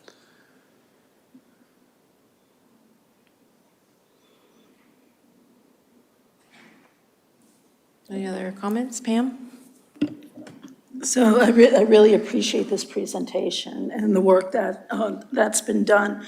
I guess one thing I was just wondering whether, Dean, you or the committee could address that this summer, one of the Finance Committee interns did a project on the DPW building and looking at the cost effectiveness of breaking up functions into smaller buildings and how many, at least some other towns had moved in that direction. And I know the committee has decided that this is the best direction to move in and, has been looking at cost efficiencies. And I'm wondering if you can just address that a little bit. Only because, I think a lot of people saw that presentation. Right, thank you. So I've got a number of comments that I could make about the presentation that the intern put together. And I think it's important that we understand that it's not just the building committee the existing building committee that decided this was the best way to go.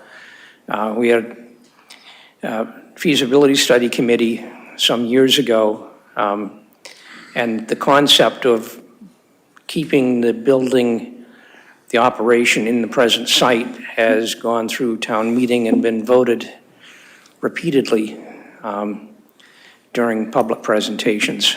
So it's not just the building committee itself. I know our FinCom representative on the building committee, Greg Jarbo, is here. I know he had some thoughts. He and I have kicked a couple of ideas around, and I let Greg take a shot at it, and if there's anything that he hasn't thought of, which I doubt there is, I'll be able to pick up the slack. Greg. Thank you, Dean. We did get a chance to take a look at the intern's presentation, and one of the things that it triggered was there have been discussions about some of the options that were presented as we went along. So if you recall, at one point, we were trying to figure out where do we put the employees during construction. And we looked at a number of facilities along 2A and even in other communities. And one of the things that we discovered was either the facilities weren't really available, or they were expensive, or it wasn't going to work out that way. Well, it turned out we shifted course along the way, but some of the work got done, and it's not clear that a whole lot of the options that were sketched out by the intern are actually viable. The other thing that, if you recall, we had a joint meeting with the Finance Committee and the Select Board where we went through, if you recall, 10 options, 5 of which were ones that Arrow Street had put forward, and 5 were others that were questions that members of the Finance Committee had come up with. And in the process of taking a look at those, for example, the one that I remember is, yeah, but what about the Conant School? And one of the interesting things that, again, we've been over this ground, we've taken a look at it, and one of the things that, how do I say this without being not so diplomatic? Well, let me just say it, and I will apologize later to whoever needs to be apologized to. The notion that we could put one of these facilities in one part of town and another part of the solution in a different part of town, which was part of the intern's recommendation. I am sure there are neighborhoods who would suddenly say, excuse me, You want to put traffic where? And you want this to be like the normal daily procedure? And I hope I'm not revealing any secrets that this town is highly concerned about the traffic at Kelly's Corner. I'm sure you're all aware of that. Well, imagine those kind of traffic conversations in 4 different parts of town as we took a look at building a office space in one place and having the storage for the equipment in another, and no problem, we'll just shuttle back and forth between the two because there's another town in Massachusetts that did it that way. So again, I love the fact that we have interns. I love the fact that they ask questions. Ironically, we've covered a lot of this ground, one way or another. And I am still convinced that option 4B is the best path. Can we get there? I have other questions. And I guess my biggest one is the one that you've all heard before, is back when we talked a year or so ago, we were talking about, tariffs in the range of 20%? And now we're looking at tariffs of 50%? So at what point does that screw up all of our financial assumptions? And will we find that out in October? That's a good question. This tariff kind of scenario has been hanging over our heads now for a while. It hasn't really been an impact on construction costs. Construction has slowed down, which is a huge benefit for a project like this. So we've been seeing very competitive filed sub-bid numbers, like 10 for electrical, 12 for HVAC. Pricing is good. People are sharpening their pencils. We've had times where we've had 1 or 2 electrical sub-bidders, and you have to eat the price. So things are okay. What are they going to look like in the spring? I don't know. Right now, they're not bad. Well, then that then brings us to one other thing, and I would like to thank you for proposing that we tackle this as a special town meeting. And it is something that we had discussed at the DPW Building Committee about one of the lessons we learned from Yarmouth was they did their town meeting before the vote.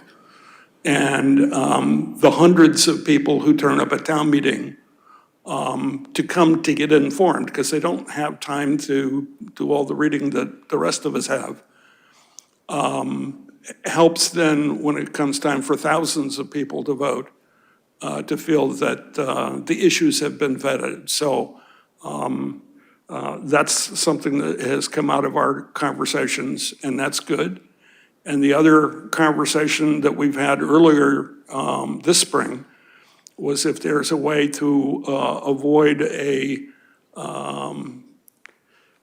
too many things stacking up next spring, that would be a good thing. And so, again, tackling this in December special town meeting is, I think, a prudent, thoughtful step. So that was new news tonight, but I'm glad to see it. So just to elaborate a little bit more on some of the things we looked at during the intern's presentation. And this is sort of critical to our thinking for 6 or 7 years now, is that the existing site is geographically central to the town. Some of the sites that the intern has suggested, for instance, Granite Road, right at the edge of a burgeoning residential population, is at the far side of town. So looking at the long-term efficiency of operations, the fact that you would end up having to bring everything from the extreme north end of town when you're working at the south end of town, I know some of the problems we've had in the past with recreation is that you've got the main recreation office located at Audubon Hill, and their big operation is at Narrow Park, and just the travel time for a personal vehicle, to say nothing of dump trucks and that sort of thing, going to those long areas of town. Some of the other issues with some of the sites, the Granite Road one that he suggested being one, Craig Road off School Street being another one. There's only one means of egress. So if, as the intern suggested, we put the operation down at Craig Road and you've got Sanders that need to do the entire rest of town, you're basically in Concord. So those Sanders would all end up having to go around the Concord Rotary, which we all know what a joy that is, and then come back into town, or go all the way up School Street and go into Main Street. So just the efficiency of operation long-term is really critical. One of the buildings that he suggested was a location on River Street. Showed some pictures of it, an old warehouse. Problem is that building does not exist anymore. It's the subject of a site plan that was approved by the board. The building has been created. It's an extremely high-end antique and classic car storage building with lifts. I mean, we would be treating our highway department equipment too well if we put them into that location. So, Google search for available sites, if your Google search is 4 or 5 years out of date, doesn't do you much good. We talked about possibility of, another suggestion he had was split the operation and put something down where the old Saab dealership was on Main Street, almost in Maynard. We looked at that as a temporary spot, and we thought that, yeah, maybe we could live with it for a little bit, but it's too small for what we needed to do. It's bounded by wetlands and floodplain. And again, it's a stone's throw from Maynard, so it's the extreme south end of town. So all of these, it's great to have a fresh set of eyes on it, but a lot of the ground has been pretty well tilled over the years. And having an existing site adjacent to the fuel storage and being able to support the existing transfer station, and in a neighborhood that has coexisted with the existing building for now 55 years, and before that it was a burning landfill site beyond that. So I think good to have fact checkers, but I think we've pretty well covered most of that territory. So I will, thank you, Greg, for bringing those comments forward. I do appreciate that you've pointed out the advantages of having a special town meeting just to discuss this issue, because otherwise this project is going to get buried in a very large warrant where we're dealing with a lot of other business. So I think that's a really good advantage to keep in mind. And like Dean, I appreciate having fresh eyes on this issue. And I was able to chat with the intern who gave that presentation after the meeting and asked whether or not the cost savings that he presented had factored in the loss of commercial tax revenue that would be experienced by the town if we were to purchase a commercial property for municipal purposes, and he hadn't. And it's not a lot if you look at just a single year, but if we're expecting the life of this building to be 50 years, then that's going to add up over time. And I think that more than the traffic, maybe not more than the traffic, the second thing that folks complain about in town is the need to shift more the taxes to more commercial properties, not the other way. We don't want to lose a commercial property. And I also have been following the work of the Finance Committee's subcommittee. I haven't been able to attend any meetings, but I've been looking at their meeting packets and reviewing their minutes, and they have identified as their top priority, or their first priority, efficiency gains. So reductions that wouldn't impact services, and I think that having a split Public Works operation would definitely not get us efficiency gains. It would decrease efficiency from the time it takes. If it was, the mechanic bays in another location, you'd have to have 2 DPW staff deliver the vehicle and then go pick it up because you'd need a ride back to the operation. So definitely worth looking at and thinking about, but I appreciate you mentioning all of the times that we have looked at that and explored different options. And I'm wondering if there are any other board comments or comments from DPW, building committee members, or the public? You want to go a second time? Yeah. Okay. Nobody else is coming up here, so go ahead. Okay, so I was reminded that when we ended up coming up with a compromise, which was 4B, and that was before the 6 million was removed, we were still talking at that point about a $29 million proposal. One of the ways we got there was to agree ahead of time on some criteria. One was affordability, one was functionality, and one was longevity. And one of the things that I want to thank the intern for doing is to say, okay, yeah, but did you think about this? One of the interesting things that came back into play is the ability to agree on how do we judge this, which we made a year ago, helped us deal with the, okay, but what about this other thing? In other words, the principle held up. Circumstances may change. Lord knows what the tariffs will look like in a month. But we got to this through disagreement initially, but the middle ground here is holding. All right, thank you. And we have another DPW Building Committee member. Come on up. We have a lot of other business, but go ahead. I'm sorry. That's okay, don't apologize. It's been my experience in town when we split something because we're saving money, that the thing that we took out, the $6 million that we took out, doesn't get done. I mean, it just doesn't get done. And I would like to not take the $6 million out. I would like to have both projects go at once, rather than take a building that,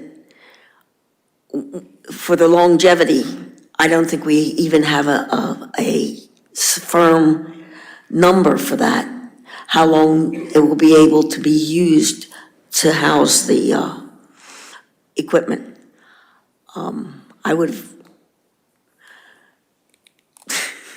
I guess I disagree with you, Dean, but that's nothing new, is it?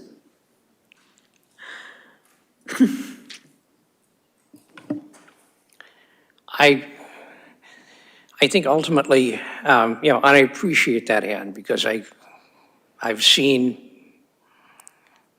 we lived through 40 years of needing a new fire station in North Acton, and it took forever to get it. So I know exactly what you're talking about. I think ultimately that's going to have to be the building committee will have to decide on that, make a recommendation, and I think ultimately it's going to be got to be approved by the select board, because when we go to town meeting, it's going to be their warrant. But I certainly appreciate your feelings there. I'm feeling a certain level of desperation at this point, so. Yes, getting something is better than getting nothing. But I'm not really sure that, it's pound wise and, saving pennies saving pennies at $6 million. So it's not just pennies. But I think we should consider the fact that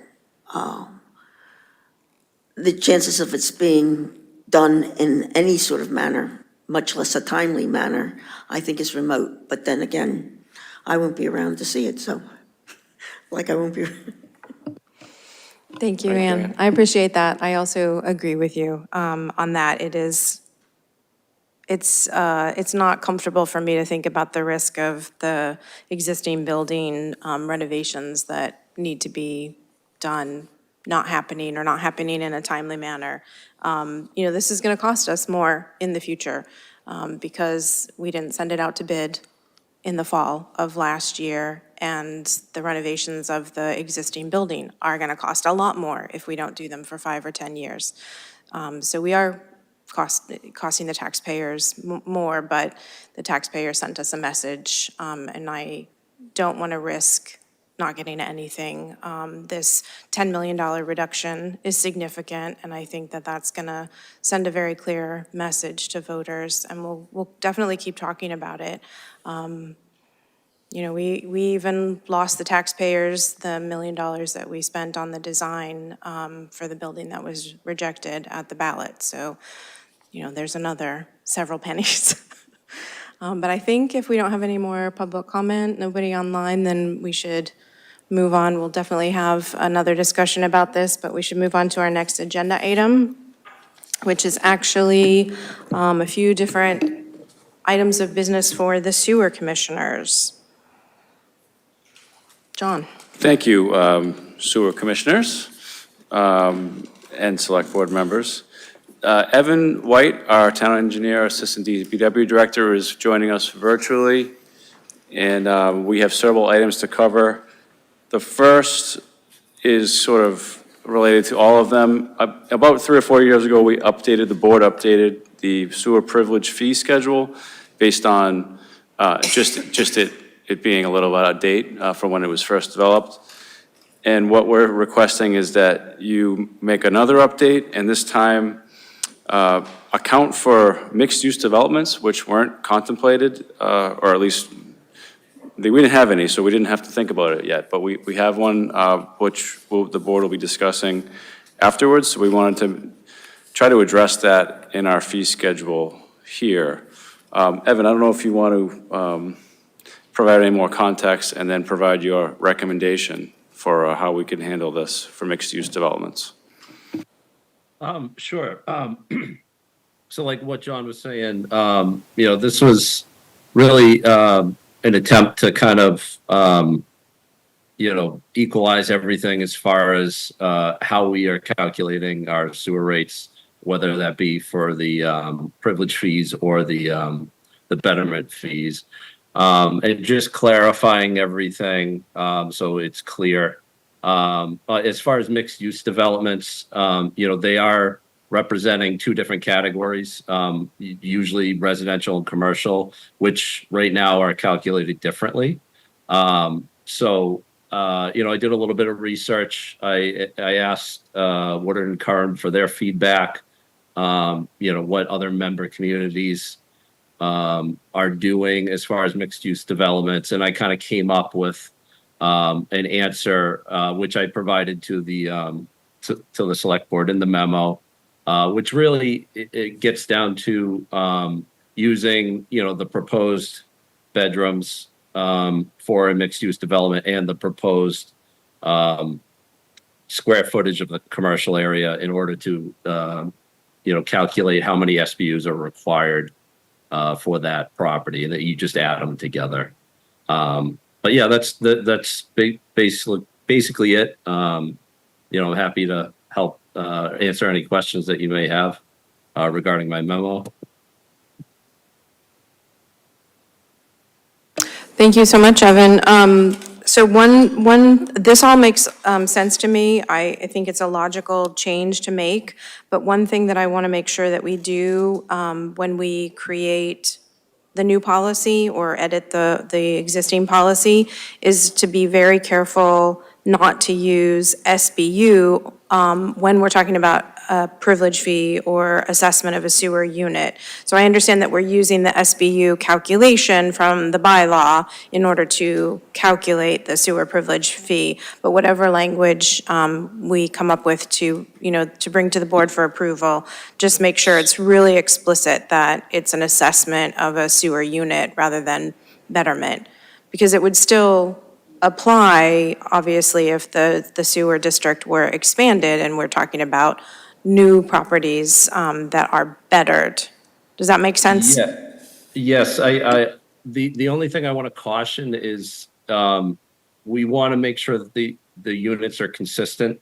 So like if, for instance, if somebody has sewer betterment units, but they have like a change in use, we want to be able to go back to that original unit in order to figure out, okay, this went from, a single family home. Now they want to build a auto body shop, and how many more SBUs are required in order to make that change. So that's the reason why SBUs are still being used as units, as far as I. So I understand, but what you just said, how many more SBUs, don't we call those sewer units? Because that's exactly what we did with the Primrose property. Rather than assessing them an additional 6 sewer betterment units, because the sewer system has already been constructed, we assess them 6 additional sewer units. So it's just that nitpicky language that I just want to be careful that we don't confuse people. Yeah, no, I understand that part of it, as long as there's some equivalence there. Okay, any other comments from other sewer commissioners? David? So I have lots of comments. So I also think that sewer betterment units don't make any sense anymore. I would like to have us deal with dollars. And in fact, what you have proposed for the industrial rate, I think it makes a lot of sense, but it's in dollars, right? And so, and also what you said about when we start off with, a particular parcel was bettered originally, and now it has a change of use or an initial use, which is more than the use that was planned for when the sewers were built. How do we figure out the new rate? And I also would say that it should be in dollars, right? So if the new rate, however you compute it, is $100,000 and they have paid already in betterment $20,000, then they would owe an additional 80, right? And so this memo to me has to say that, right? So we need a couple of things. I would propose we just drop sewer units and just deal in dollars, but if we need sewer units, we can do that. This needs to say exactly what that upgrade path is, right? So that we're dealing with a few properties on School Street now. All of them were bettered originally, and all of them need that betterment subtracted from the privilege fee, right? And in some cases, they were bettered, the town paid the betterment for 2 of the parcels, and the other 2 parcels were paid privately, right? So we just need to make sure that we handle all those properly. In your memo, this now new paragraph. In the memo where you propose to do the commercial space by square footage of the building, I think that's a little unfair to the way it was computed previously. So it was done by the entire parcel square footage, because at the time the betterments were issued, we didn't know what was going to be built there, right? And so I think it should be the percentage as you have proposed, but against the square footage of the parcel. That is compatible with what we did previously, right? Again, I'll say that, I'll give you an example. Suppose that the privilege fee, let's suppose that the privilege fee for a new building is $200,000. Let's just say half of that would be commercial and half would be residential, just to make things easy. But only 30% of the square footage of the building is used for the commercial part. I think we should multiply 30% times the privilege fee, for the commercial privilege fee for the parcel. So that we can discuss, there's a lot of detail here. I'm happy to go through it now, offline, however anybody wants. I've written the town manager a couple of notes, so that, in all but the last case, you were copied, so you've seen my notes. Anyway, I don't know exactly where we want to go from here. There's just little pieces of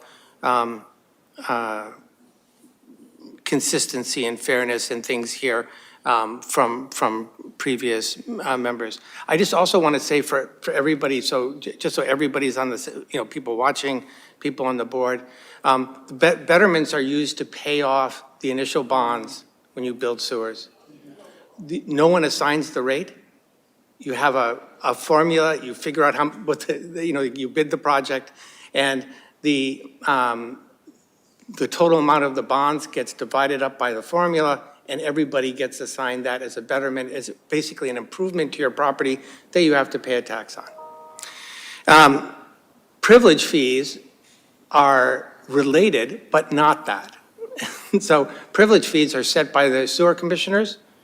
They are, as Evan said, they're when the use is more than was originally envisioned by the betterment. And there are a few cases where that happens. One is, by the rules of our betterment in the original sewer district, every single-family house, regardless of the size of the lot, got the same betterment. Everybody was assigned 1 unit of betterment. Even if they had a 5-acre parcel that you could put 10 houses on. But they were just assigned 1 unit of betterment. If someone then puts in a subdivision later that has, or an apartment building or whatever, that above the original betterment, that's the privilege fee. Or if something was outside the district originally and brought into the district, that's a privilege fee. So anything that's more than the original betterment is the privilege fee. We're not dealing really with betterments anymore, except because they're all paid off and everybody's paid them.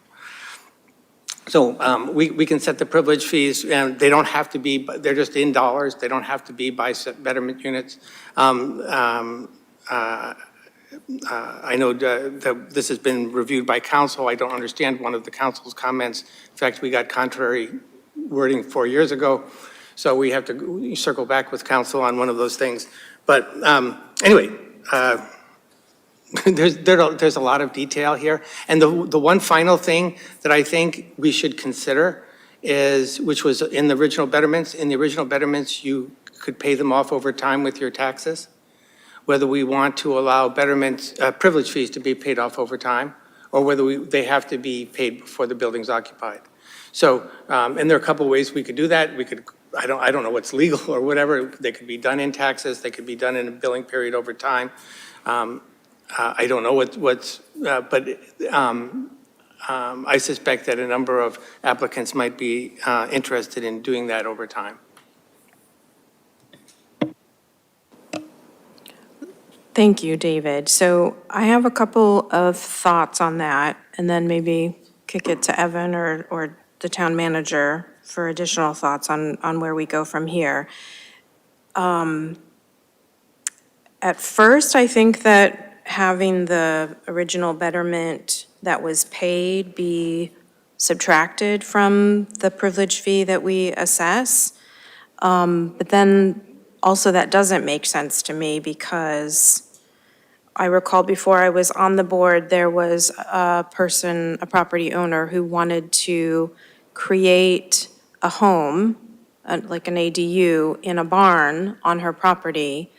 And that was, I think, what triggered the new bedroom-based privilege fee calculation to update it to what it costs today, because it's a lot more than it was in the year 2000.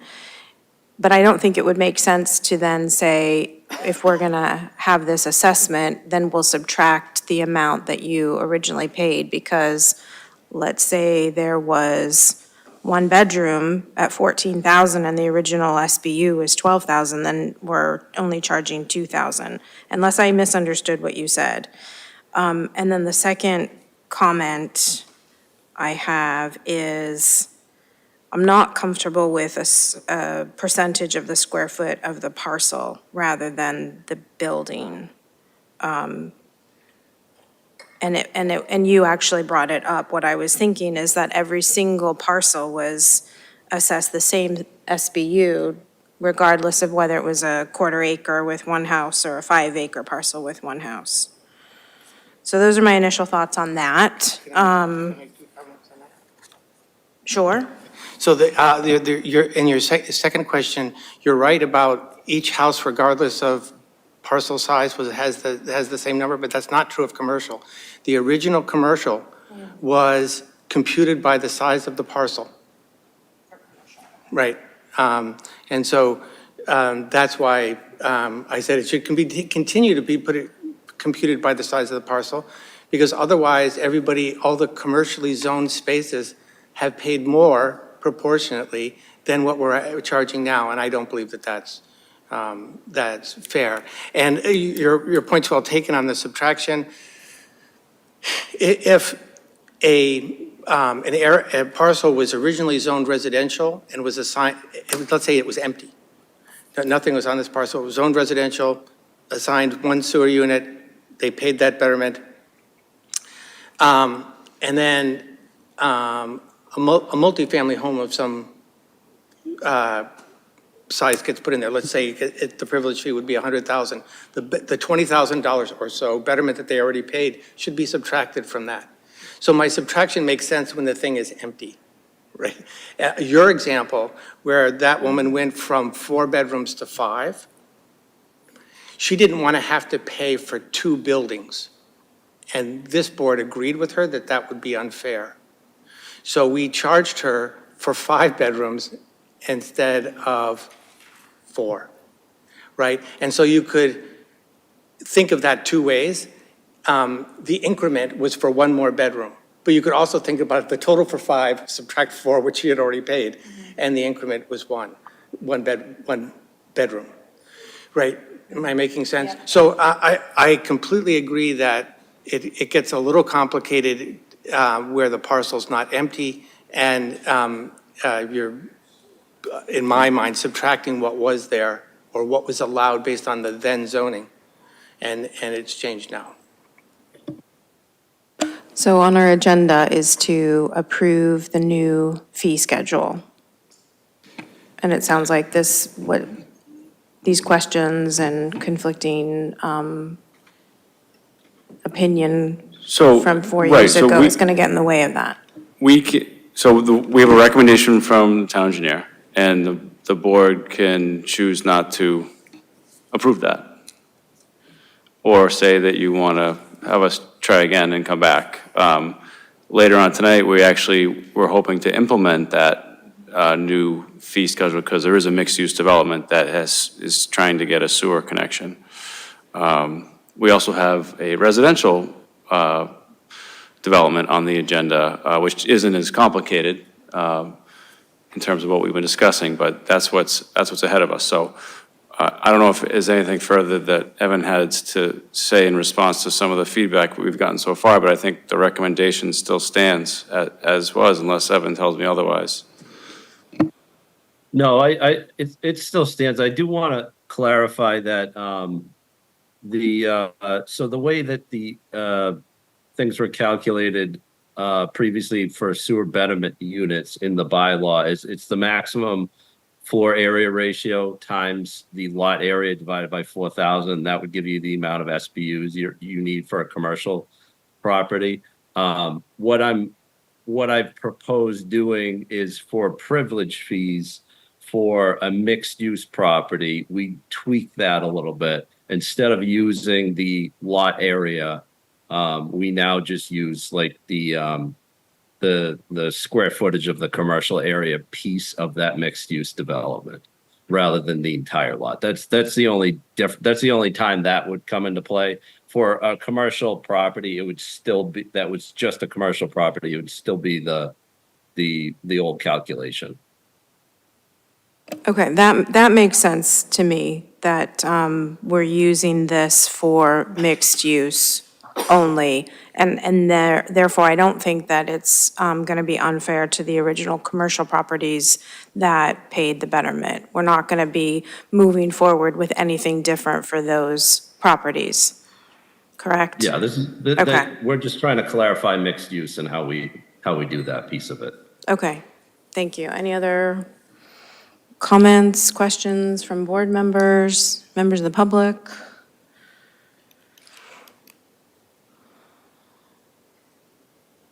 So is all we need to do to approve what's written in the memo? We don't need some separate document that's labeled fee schedule? Just feels a little awkward to... That would have been a better way to present this. I think that we don't have that for you, but we do have a very specific motion as it relates to how we'd like to treat mixed-use properties that Evan's going to come up with right now. And everything else... Get on it. Everything else would remain the same, or as it was 4 years ago, I think, when it was last changed. And I think if the board directs us to come back and revisit the whole fee schedule, we can work on that. But for tonight, we were really just focused on this one issue because it's timely. Yes, absolutely. The bottom of the memo does have language there for mixed-use properties in italics. Okay, I can read that. So the owner of the land containing mixed-use development shall be assessed using 2022 bedroom-based formula for the residential portion and D10-10.2.2.B III for the commercial business portion based on the proposed commercial floor area. That would be the proposed way to calculate the fee. And it could be turned into a motion. David. So I believe that fee for the commercial is low, considering a restaurant could go in there.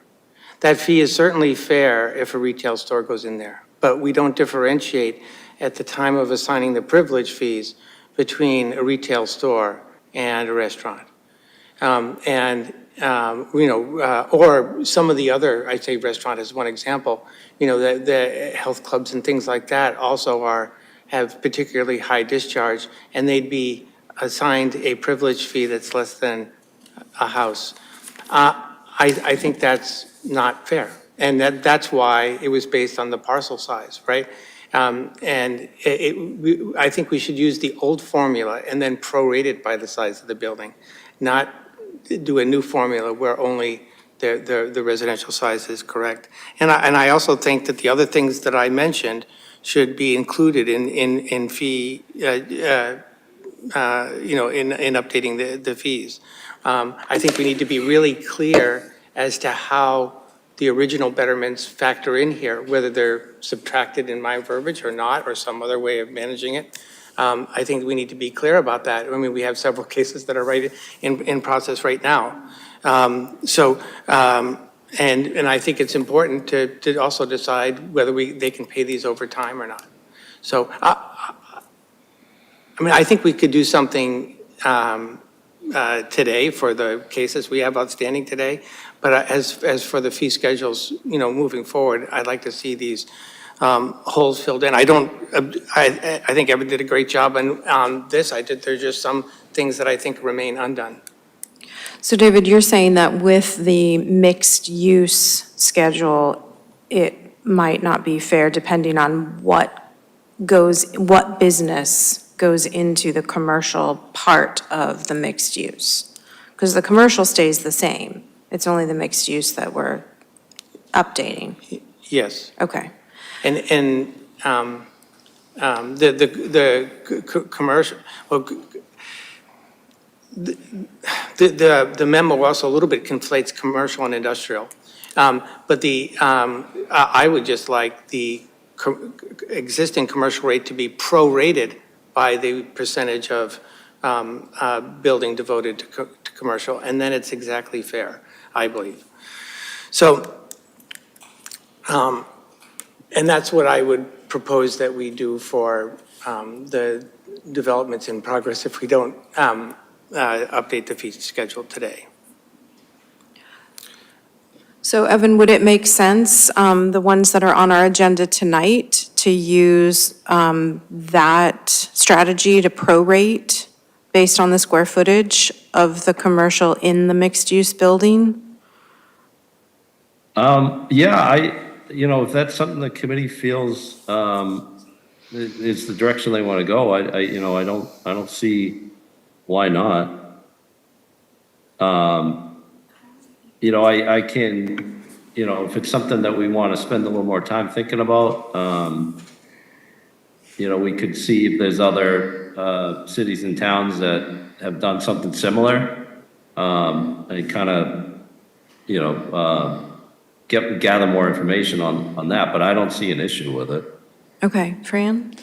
How are you going to know what is going in a space ahead of time? Well, you might not, and it also might change over time.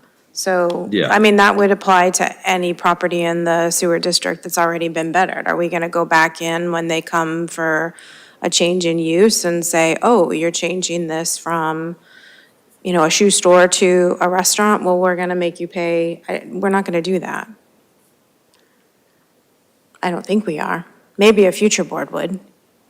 Do you have a recommendation for how to move forward? Because the item after this sewer commission, Maybe it would be helpful to have a real-world example to help bring home exactly what we've been grappling with here, and if the board is willing, or if the chair, I guess, is willing to go to item D. yes, please. So that would be 6D. It's to approve the sewer privilege fee proposal for 13 School Street. So, Evan, do you know offhand, we have the applicant here. Maybe you could join us if you'd like. But Evan, do you remember exactly what the fee was calculated that we presented to the developer for 13 School Street? I can, if you give me a minute, I can bring up the memo. I think it's 246. Does that sound right? 246,000? Yeah, it's 246,000. I don't remember the split on that. Are you I have it handy here. prepared to walk us through what you've proposed? I Is that thought okay? what Evan proposes, I thought that was the most fair assessment or way of assessing it. I think for mixed use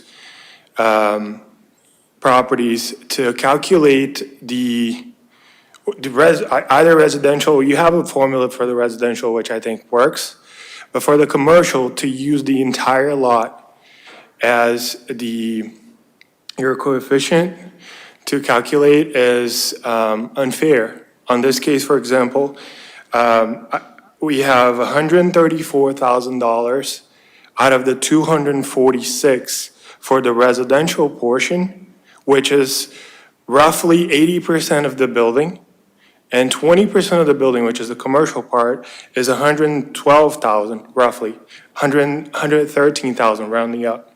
So it's almost the same, even though the commercial is only 20% of the building. And our commercial spaces only have a single bathroom, no kitchen, and it will not be public use. We only have one of our commercial units might be a coffee shop.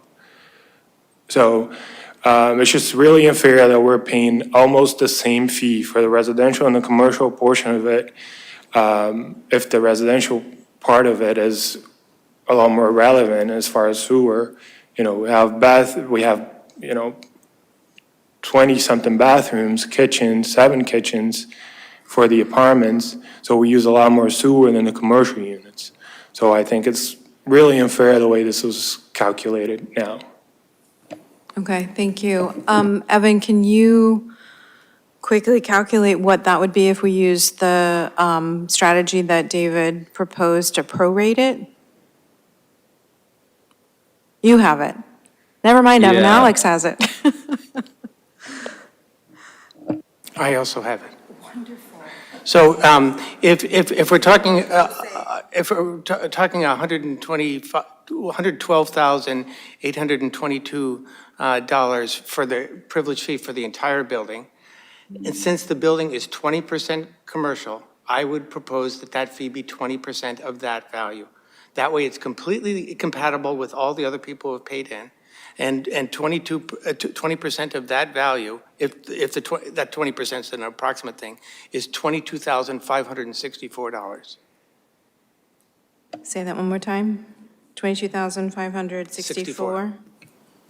And then we would have to add that on to the 134,000? Is that what you're Yes. proposing? Okay. That's not a lot more than the 15,000 that I calculated before the meeting if we used the calculation that was in the memo. I guess the question is whether or not that makes sense.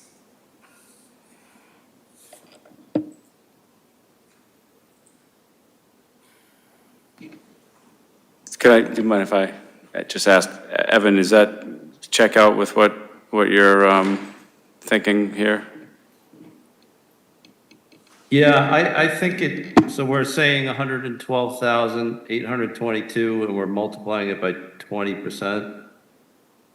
Well, I guess my question is, where did the 112 come from? I mean, it's best not to do all this math and analysis live, but that's kind of where we're at right now. It's the commercial rate, so it's the maximum FAR times the lot area divided by 4,000, which gives you a number of sewer units, and then assigning a value of 30,000 per sewer unit, you end up with 112,822.5. So where are we if we took this offline and got town council input and town staff connected more with the developer of this property rather than approving it tonight? Will we still be able to approve our new purchase and sale agreement for a September 10th closing, which is item number 7? Yeah, If we just hash it out offline, because I agree that it's really uncomfortable to do this live with a lot of different opinions and without town council weighing in and having all of David's questions answered. So would everybody be comfortable, including the applicant, with going ahead and doing the amendments to the PNS and coming back with a specific, is it 15,000 or is it 22,000? Quick update. This is the very last item for the building permits. I think we need to have a decision. Also, I'd like to talk about a payment plan. You just talked about that too, so that would be something that I'd like to discuss. But yeah, that's the very last thing. I had a conversation with the building commissioner this morning, and he said we're all set as far as everything else. So this is the very last thing that's holding us up on the building permit. So yeah, if we can figure this out, we should be fine to close on September 10th.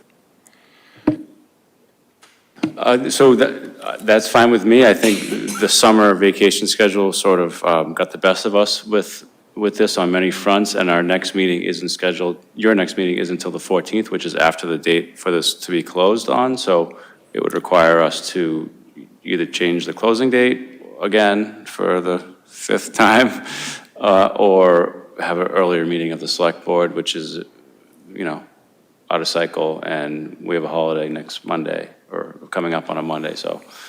Can we do a virtual 10-minute meeting? It's fine with me. I think it's a matter of how the board wants to do. I mean, we can meet whenever you want, before the 10th, if the board's willing to do that. Thumbs up, thumbs down? David?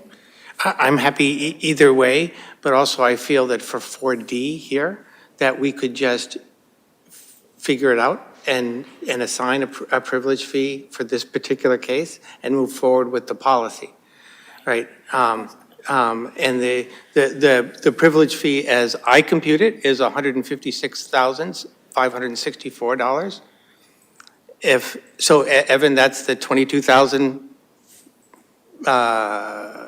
564 plus $134,000, which is for the residential portion, is 500. So we could take a vote today to assign the privilege fee for 13 School Street to that number and then proceed forward with the policy.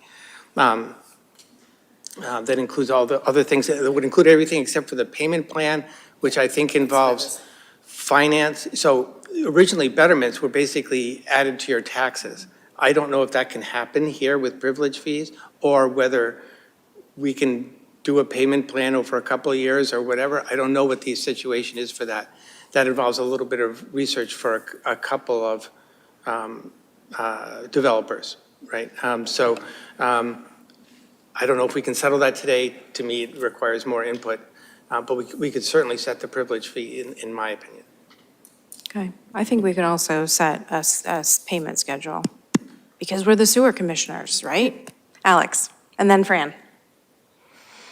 There's one issue with the assessment, which is our plans are a little misleading. Our floor plans shows there's two apartments that are showing 2 bedrooms on the floor plans, but it says 2/3 bedrooms on the wording.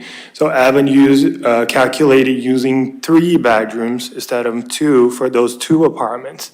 So we should have 2 less apartments on the calculation, which will decrease $16,000 on the fee. Okay, Fran. No, I was just gonna mention the payment plan.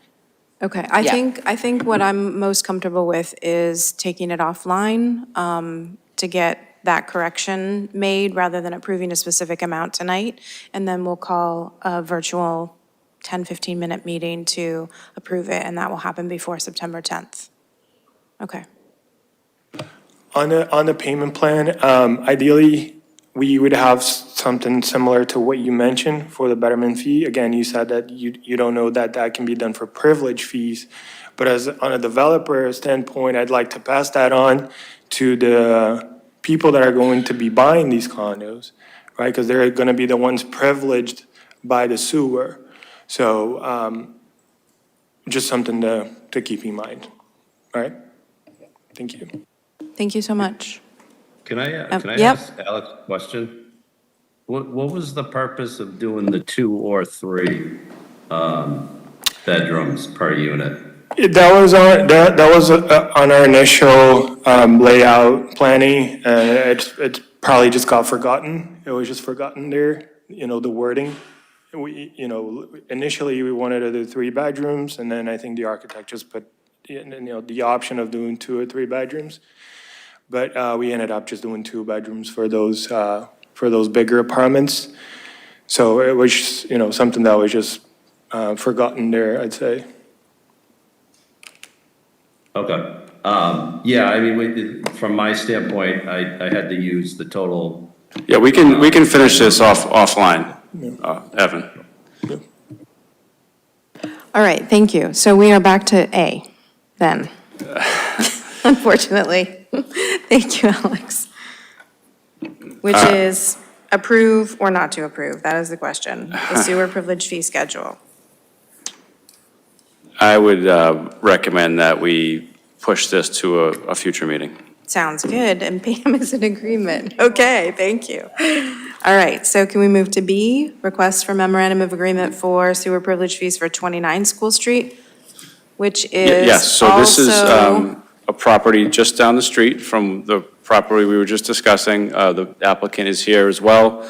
He has submitted a request for a payment plan, which is also something we just hit. I don't know if you want to come up to speak briefly, but he's developing the former church building on School Street and is requesting that the board consider granting him the opportunity to pay the privilege fees incrementally rather than right up front. And if there's anything you want to add to that, please do.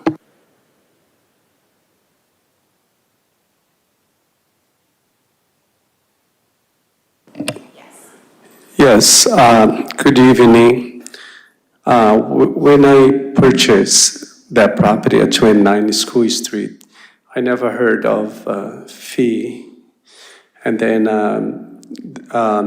the last April 2026, Ed, the commissioner, before he went to New Hampshire, he said that I was supposed to pay the abutment $128,000. So our budget is so small, and it's very hard to pay that big amount. And I never been through a situation like this before.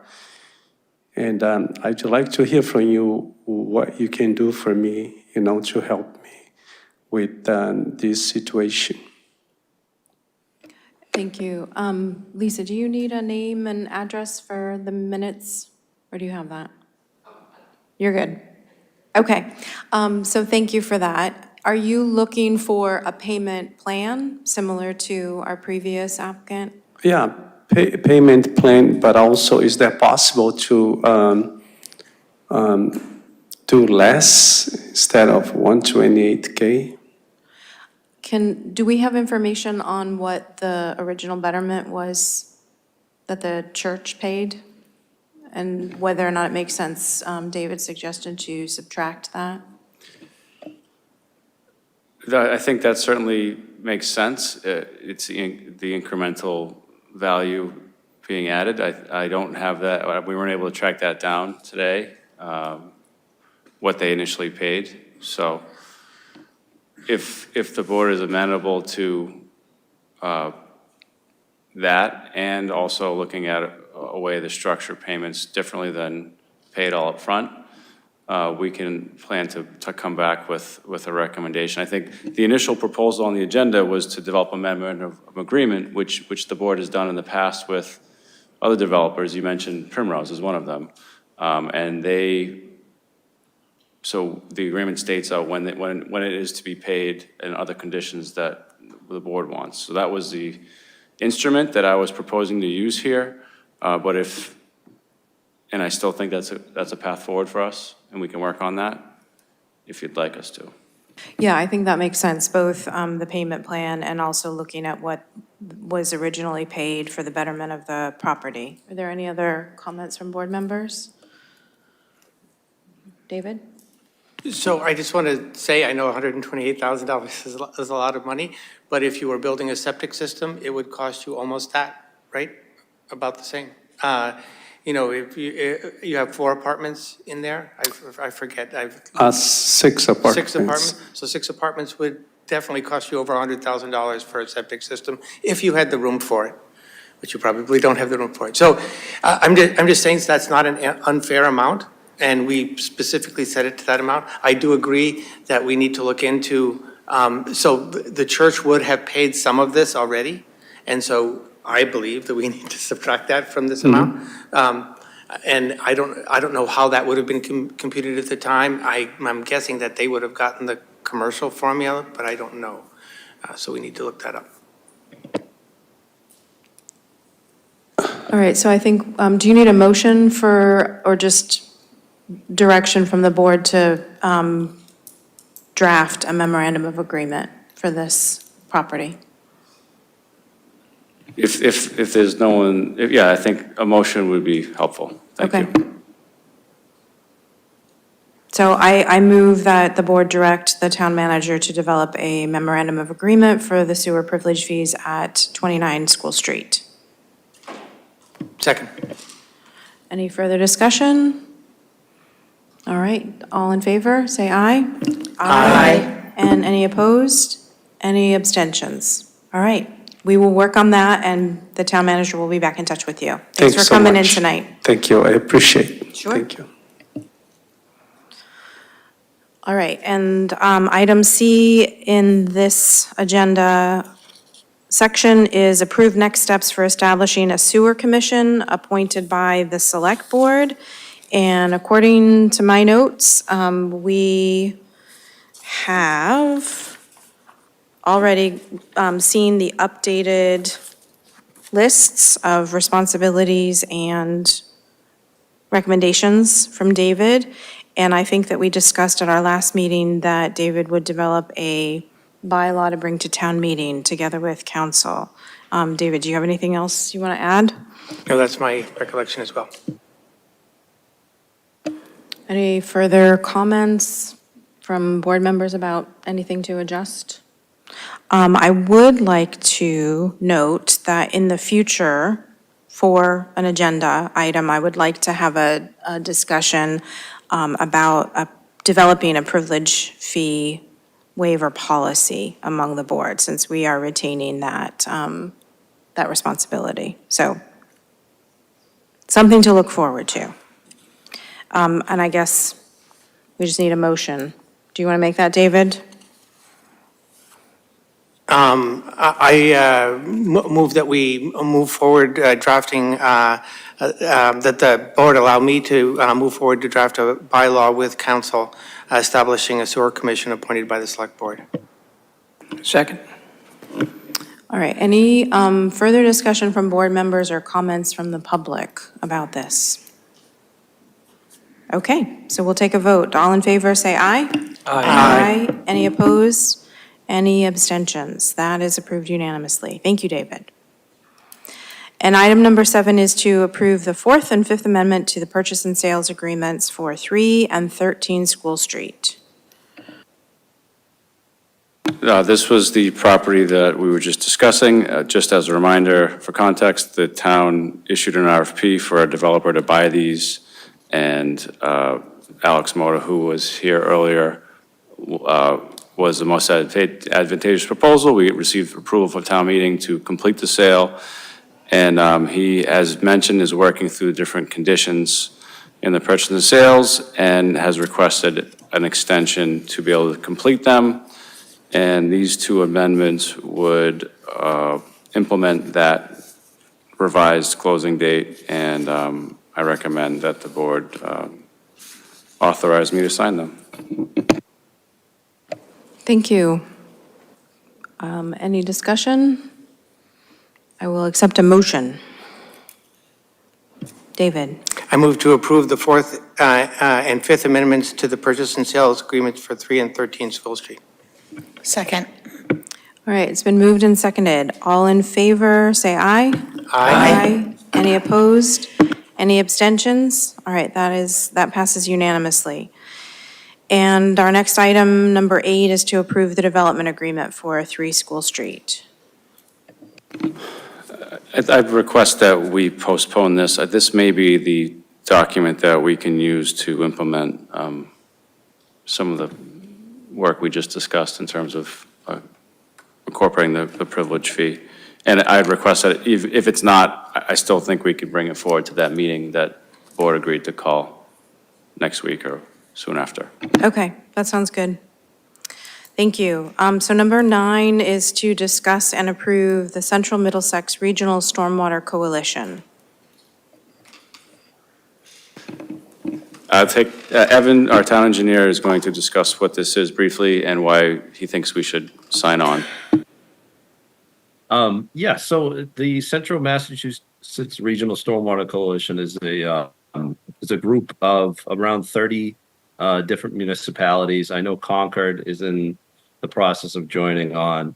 And basically what they're doing is they're trying to provide member communities compliance with the MS4 permit through a variety of ways. They've paid for reviews of local bylaws for each municipality to make sure that they're in compliance with the permit regulations. They've created templates for certain reports such as the stormwater management plan, which is a comprehensive document that kind of outlines how the town handles their stormwater program and their compliance with the MS4 permit. And there's a bunch of other benefits you get from joining this coalition. They provide members with things like hockey pucks that can be put on curbs that say only rain the drain, things like that. Kind of a public education message type of thing. And they also put out YouTube videos to specifically targeting people in the member communities that show public education messages for water quality and keeping our stormwater clean and not dumping down the drains. And right now, the fees, I used to be on the steering committee for a number of years with another municipality. And right now, they've waived the fees for FY27. They've collected from members around $300,000 that they have to spend right now on different things such as the items I mentioned. And I think it's just a good time to get involved because it's no cost to the town of Acton. We do have a draft MS4 permit that's out that, we could benefit from in the long term, being a member of this coalition. Sounds good, thank you. I'm always in favor of regional sharing of technology and training, public education tools, resources. I love that we're getting it for free for the first year.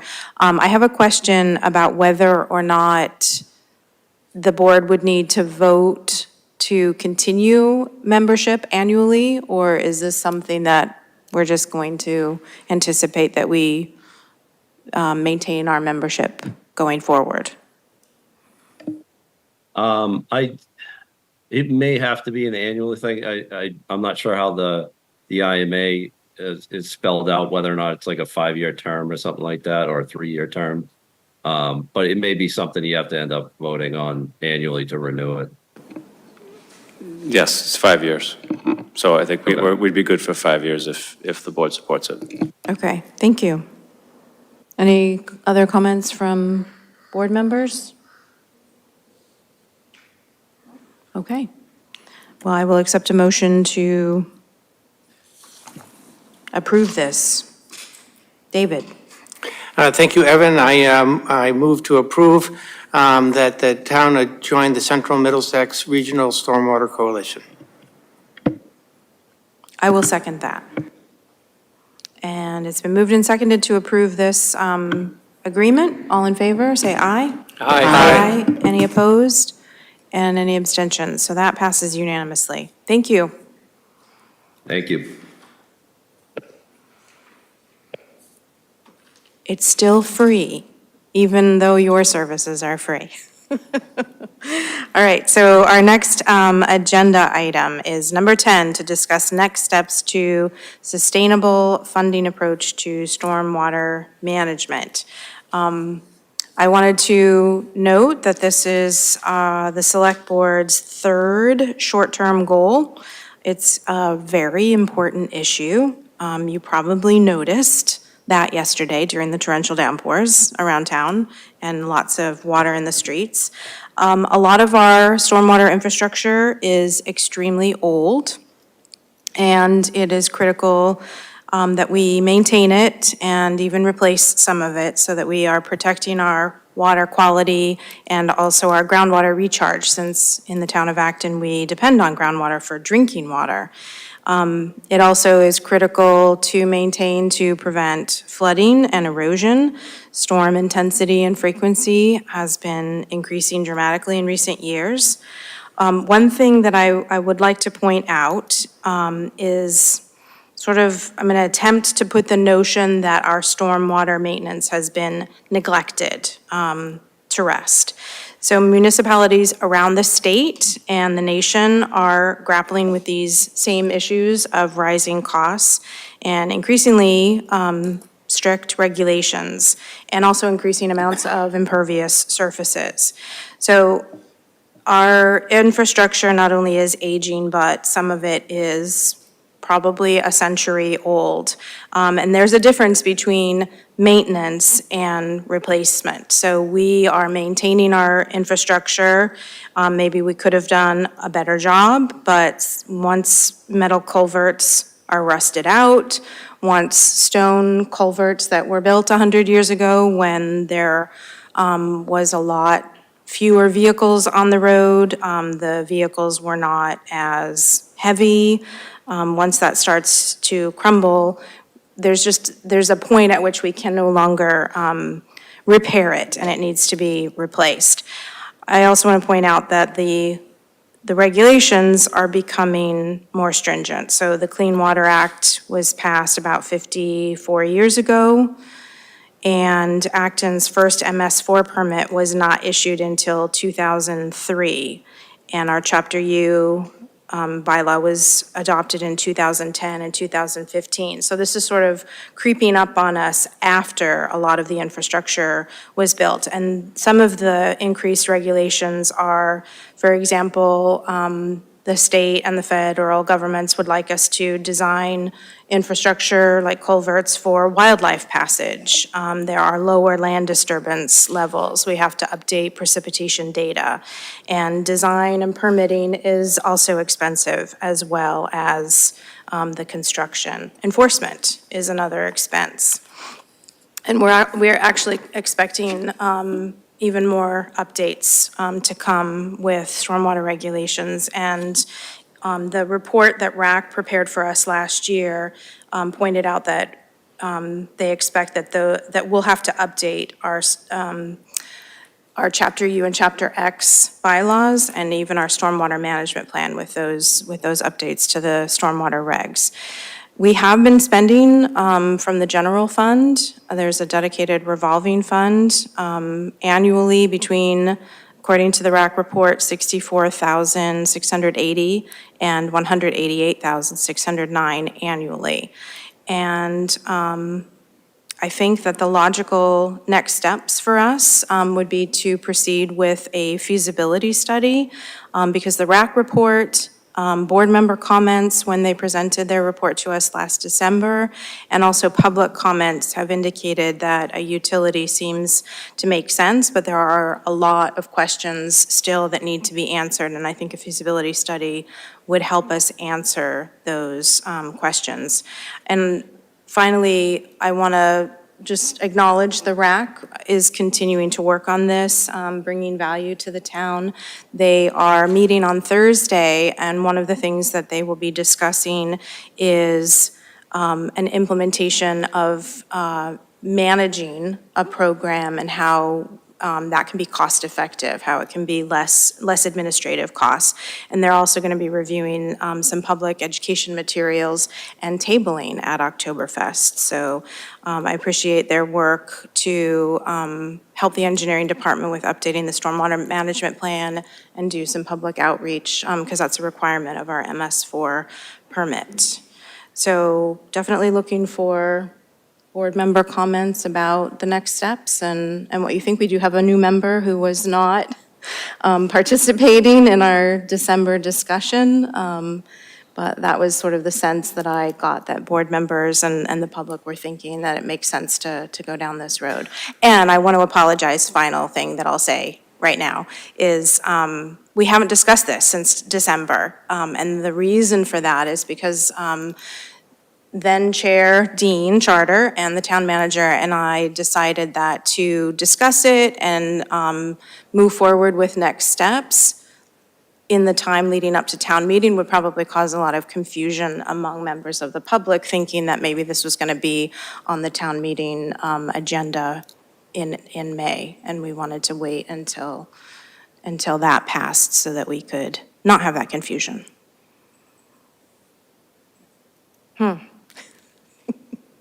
Any comments from board members or staff? Dean. Yeah, I agree with your comments that, we're faced with a aging infrastructure. a lot of culverts and that sort of stuff that was built in the 1970s with an expected lifespan of 50 years. Well, guess what? 50 years is here. And it's critical because when major pieces of this infrastructure fail, they're usually in inconvenient locations like across Route 27. So I think I've long been an advocate of enhancing our maintenance of the infrastructure, examining what we've got. We all know from, so far we've been able to dodge the bullet that our neighbors in Leominster and Fitchburg have been hit with repeatedly with increasingly vicious summer storms. But you just look at the kind of havoc that was wreaked on those two communities over the last couple of summers. And, you know, they're a little bit more hilly, but we're kind of hilly too, and it's headed our way. So I think it's important that we look at enhancing this, and obviously there's no magic bullet. I respect the point of view from the Finance Committee that all this stuff should all be done within Prop 2.5, but I'm not sure that that's actually a realistic approach. I think it's more important that we look to see some way of coming up with money for this, and a user fee, utility fee of some sort seems to make the most sense. So I would certainly second anything that you have in mind, and a feasibility study to be able to, from sort of an independent group, I think would be good as far as being able to put a veneer of credibility on some of the points that have been brought forward. So I would be in favor of it. Pam and then David. Well, I wasn't here in December when you discussed it, but I did read the report. So and coming from that, a utility does seem to make sense. I'm curious about a feasibility study and the scope and kind of how that would get into play, so. Do you want to speak to that? Thank you. I have great news on that front. We had funding that we had secured last year to engage with a consultant who we've sort of been waiting to launch the study until the board discussed next steps, for example, which you're doing now. So I think the plan would be to, we're going to establish a working group, working with the town engineer, of course, members of RAC, not all of them, but members of RAC would be on that working group, a select board member, maybe a finance committee member. It's a working group that I will be appointing because it creates a better structure for work like this, whereas if the select board appointed it, it creates a big public body that has a lot of additional requirements for meetings. So what we would do is get started on that this fall or whenever the board thinks we're ready. And we would plan to report back through RAC and through the select board as appropriate on progress. Thanks. David? So I agree with the comments from Alyssa and Dean. And, Alyssa mentioned maintenance and replacement, but also I think, and Dean talked about what I would call upgrades. Sometimes the flow rates in places that we have culverts are more now than they were 50 or 100 years ago, the peak flow rates. And so no matter how much maintenance we do, it doesn't increase the flow rate of a designed culvert or pipe or whatever. I think that it is, we should definitely work towards getting this in front of town meeting and letting town meeting decide. I think the next step to me, and as part of a working group, I would hope would be outreach to town members. So if we have a consultant the engineering department often does the outreach for various traffic things, and our planning division does outreach for zoning changes and things, and I think outreach of that, in that mold, it would be excellent for this project.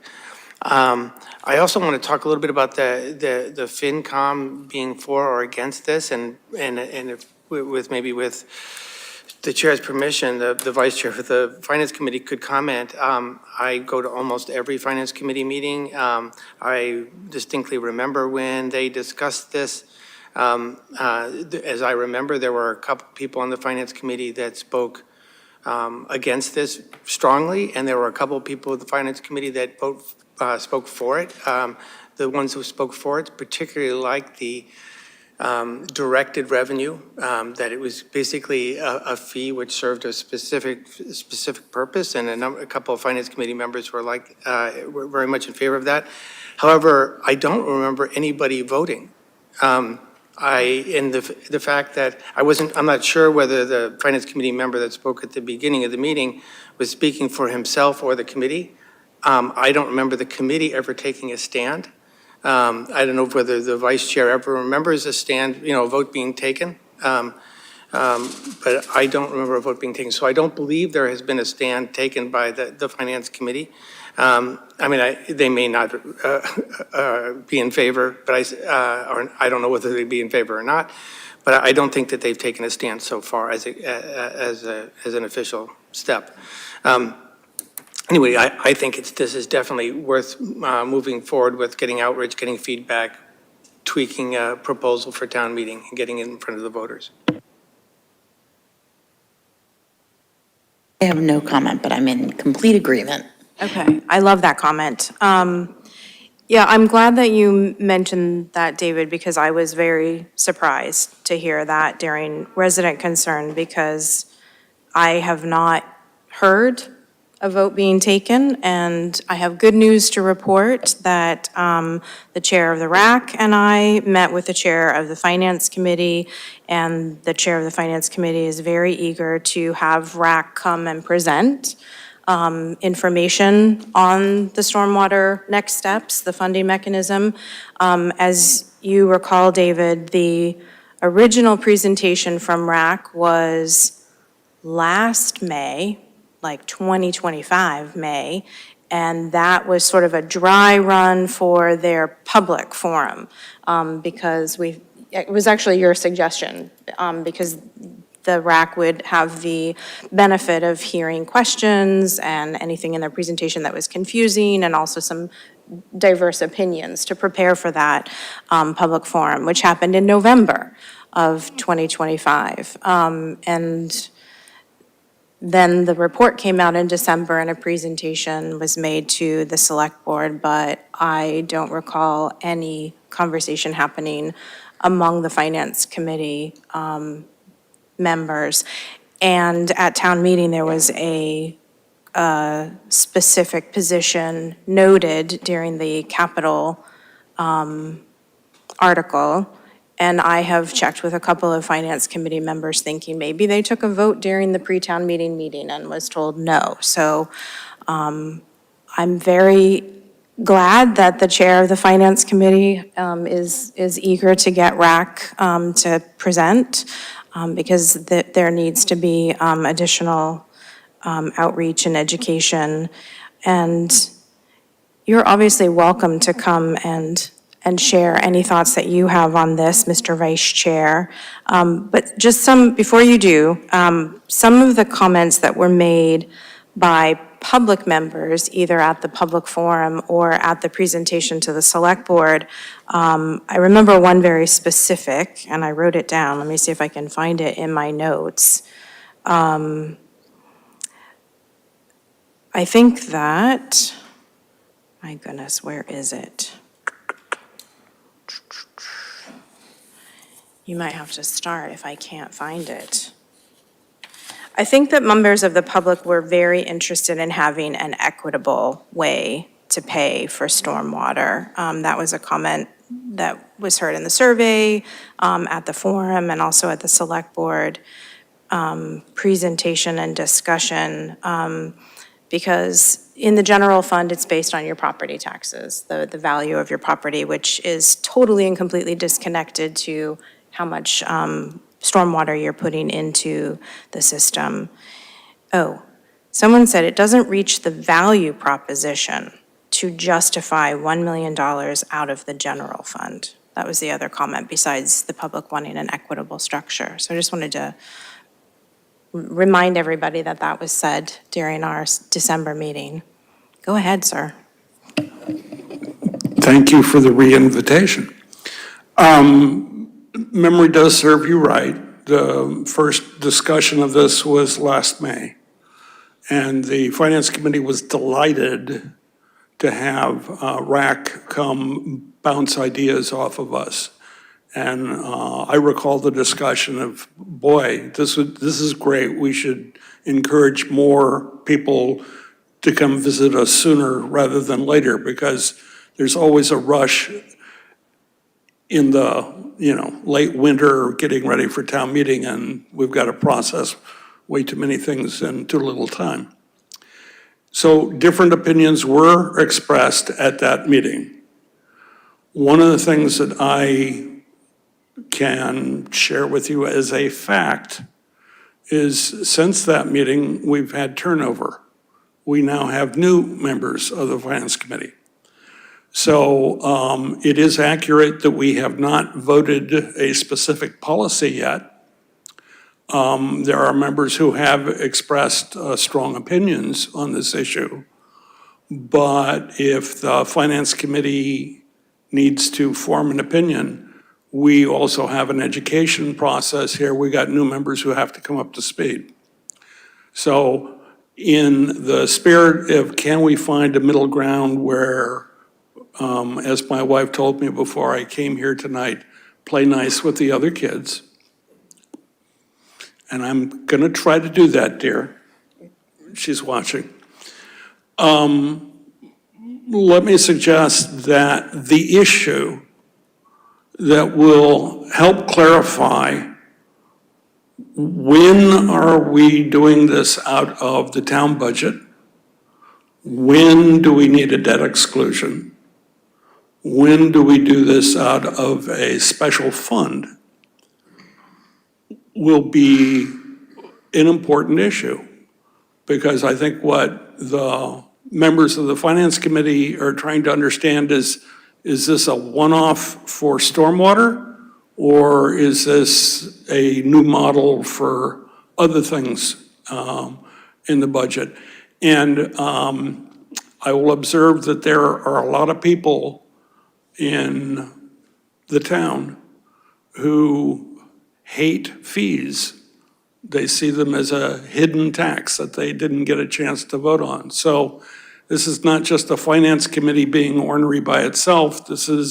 We're trying to understand where the community is coming from, and I bet the community would love clarification on, we do debt exclusions in these situations. We fund it out of, the general fund in these situations. And you know what? We have a number of special funds, and we got a report on, about 11 of them at our last meeting. Now, I would also like to second the motion. If the town manager says this would be an interesting group and have a member of the Finance Committee, I certainly welcome that. That would be a good step, because it will help the committee feel that, yeah, we're part of this process too. Yes, the chair is absolutely correct. When RAC is ready to come back for another time, we will welcome them. We enjoy hearing sooner rather than later. Was that enough? Yes, thank you so much. Do we have any folks in the audience who want to add anything? Okay, so I think definitely a working group definitely a member representative from the Finance Committee, as well as one or two from RAC and one from the Select Board, in addition to our consultant and engineering staff. So that sounds good. Are you okay with that? All right. So our next item before consent is an Acton Leadership Group update. Do you want to kick us off on that? Thank you. Yeah, the Acton Leadership Group meets next on September 9th, which is a Wednesday morning at 7:30 in this room and virtually. At the last meeting, we discussed some early updates on revenue and expenditures. The schools at that meeting had, well, the Acton Boxborough Regional School District at that meeting had provided an update and a reduction in their expense lines, which created a current deficit that we're working with in the range of 2.3 million for FY28, which is the budget planning year that we're about to start. So that is not a number that is alarmingly high. It's certainly something we'll need to work on to figure out, but I think there are a few ways that we can hopefully do that, and that's what the ALG process is for. It starts, it continues again next week, or on the 9th, and we won't have really any solid information about budgets until later this fall. I will be planning to do a budget preview presentation to the Select Board on the 14th, which we had done in August the last few years, but we're going to do it in September this year. And so we'll have some sort of preliminary big concepts for expenses, but the budget isn't going to be delivered until the end of the calendar year. So, and the school district is on a pretty similar path. So as long as we keep track of some of the big cost drivers, and we'll be able to manage it just like we did last year, is my expectation. So if there's any feedback that board members want to provide to representatives of ALG or questions from the board, that's, I think, what this agenda item has been set aside for. Thank you, John. Yes, that is why we have this item on the agenda. And I also wanted to let folks know that tomorrow, the 5 chairs, myself, the chair of the FinCom in Acton, and the chair of the FinCom in Boxborough, school committee chair, and Boxborough Select Board will be meeting to plan an agenda for our multi-board meeting. And that's going to be taking place in Boxborough. October 13th is the proposed date for that. So please send me an email or text message if that date doesn't work for you, and I can let the folks know tomorrow that we need to reconsider. But if it works, then you should have that on your calendar. Yeah, so as John said, direction from members to bring to the next ALG meeting, which is scheduled for September 9th, would be good. Including, let's create a budget that is balanced with no operating override. That would be good direction. If anybody wants to give it, I will take that. David. So I would like to see ALG set budget goals for the school district and the town. ALG used to do that as a regular part of their work. They've gotten away from that, and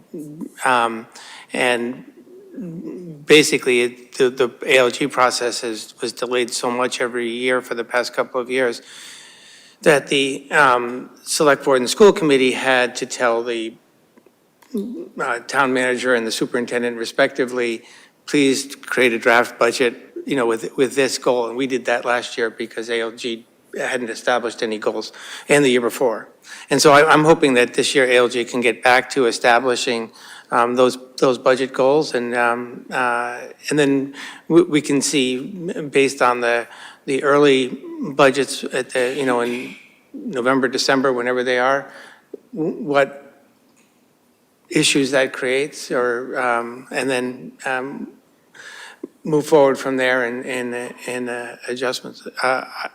I agree at this point that the goal should be for no override, But I would like to see what those, what the results are from first the budget increase goals and then the resultant early draft budgets by the superintendent and town manager.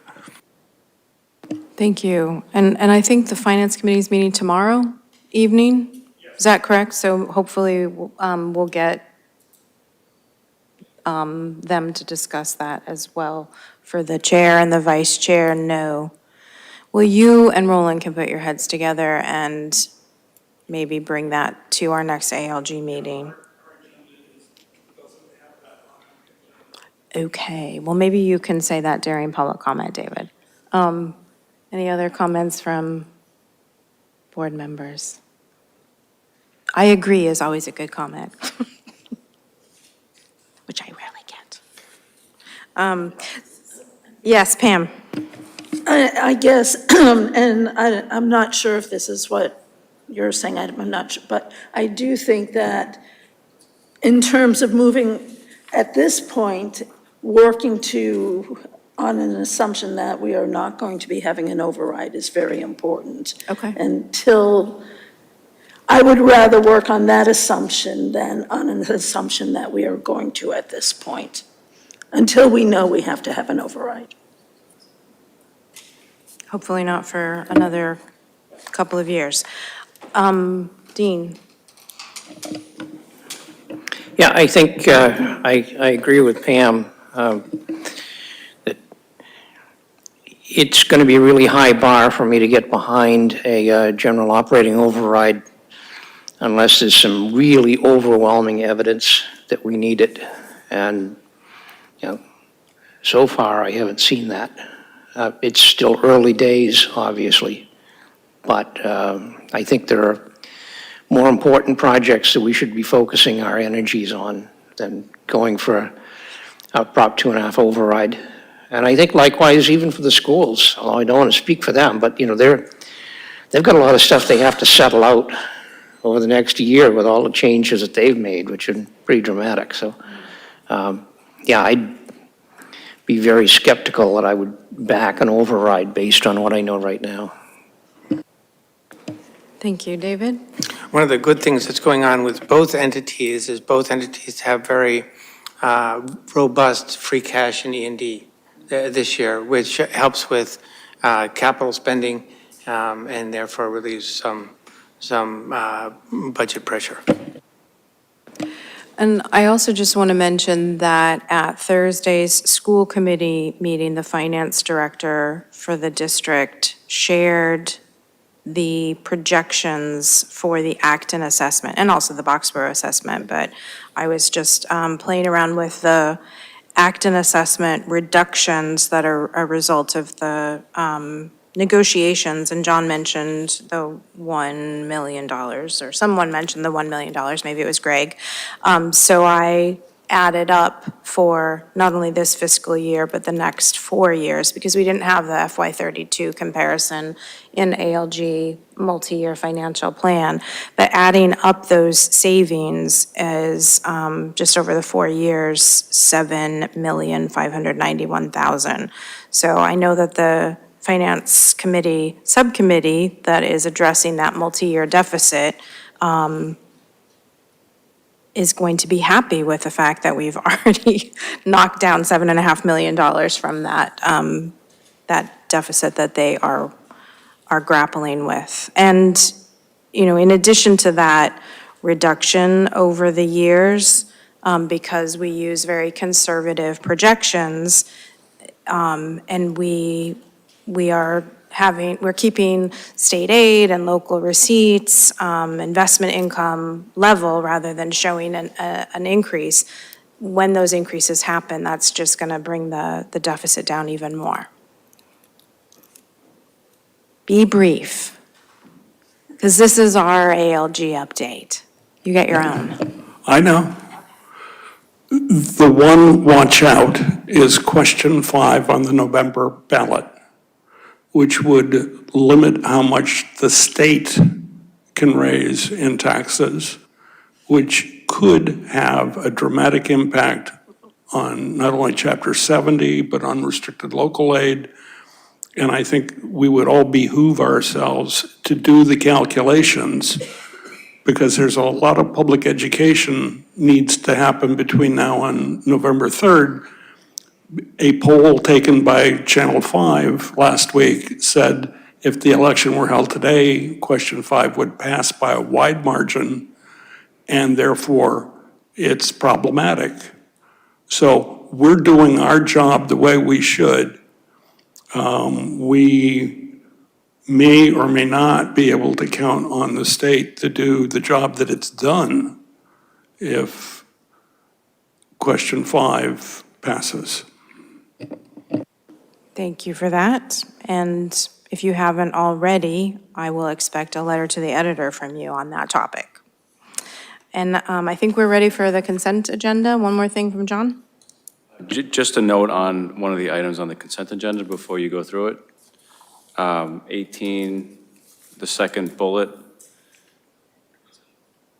Sorry, can you just say what the change is, the date? Sure. The second bullet under number 18 should be September 27th and not September 26th. Okay, that was the announcement that you made during the update, right? That's correct. Okay. Thank you. Actoberfest? Actoberfest. I love that. So could you just say the hours again on the 27th? Not for these consent agenda, just because I didn't catch them when you're, oh, if you have to look it up, I can catch you after. I was just thinking it'd be nice for everybody to know. 11 a.m. until 5 p.m. Thank you. Okay, we will be there. All right, so the consent items, number 14, approve meeting minutes from July 6th and July 20th, 2026. Item 15, approve executive session meeting minutes from July 20th, 2026. Item 16, approve select board letter submission to 250 committee time capsule. I'm going to hold that. Number 17, approve request for use of town roads on September 19th, 2026 for Ride to Defeat ALS. Item 18, approve a one-day malt and wine license for Acton Memorial Library at 486 Main Street on September 17th, 2026. Boston Events at Nara Park, 75 Quarry Road on September 27th, 2026. And Unbroken Wings, Inc., DBA The Beer Guy, LLC at Nara Park Amphitheater, 75 Quarry Road on September 12th, 2026. Number 19, approve a one-day all-alcoholic beverage license for the Ironwork Farm in Acton, Inc. at 5 High Street on October 3rd, 2026, and waiver of license fee for $25. Item 20, approve amended Land Stewardship Committee mission statement. Hold. Item 21, approve appointment of Pam Nurse as Select Board Representative to the MBTA Advisory Board. Hold. Okay. Move to approve consent items 14, 15, 17, 18, and 19. Second. All in favor, say aye. Aye. Any opposed? Any abstentions? All right, that passes. And I just wanted to make a very small edit to the time capsule letter, which is to change the caption under our photo to read the Francis Faulkner Hearing Room rather than Meeting Room. And since we've held it, is everybody okay with having a photograph? Wasn't quite sure about that. It was a little silly, but. No. Okay. They did ask for photos, so that's why I included it. All right, so I move to approve the Select Board letter submission to the 250 Committee time capsule as edited. Second. All in favor? Aye. Aye. Any opposed? Any abstentions? All right, and who held 20? David? Okay. I was just wondering what the difference is from the previous mission and why it is being changed. Pam?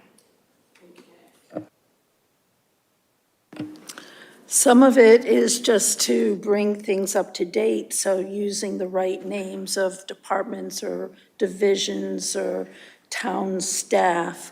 The biggest sort of substantive change is in addition to their duties and which is to work to control invasive plants on stewardship lands. That wasn't in it before. That's something that they're doing now. It's working to control invasives. And I will note that they presented this to the Conservation Commission and everything was copacetic with that body. Thank you for that. Sure. Do you want to move to approve it? I move to approve the amended Land Stewardship Committee mission statement. And I will second that. All in favor? Aye. Any opposed? And any abstentions? And then you also held item 21, David, yes? Yes, I was surprised to find this on the consent agenda. In the past, we've discussed liaison assignments, and we usually don't take liaison assignments away from members without their assent. I already have the fewest liaison assignments of any member. To be clear, I'm not objecting if the board wants to select Pam, but I would like to have a discussion on it, and I would also like to be considered to remain in this position. I've been in the position for a decade. I do work on, or I participate in 2 of the subcommittees of there. I go into Boston for meetings. And I've worked with the MBTA now for almost 20 years on behalf of the town for the train station and the select board. Anyway, I would like to be considered as before and have the whole board decide. Okay, thank you for that. So just to address your comment about having it on the consent, so I received a letter informing me and announcing that I would be the select board representative. I think they might send it to a chair each year. And I talked with Pam about being the representative in my stead because she's the liaison to the Transportation Advisory Committee. So that's why that happened. She agreed, so we put it on consent, but let's talk about it.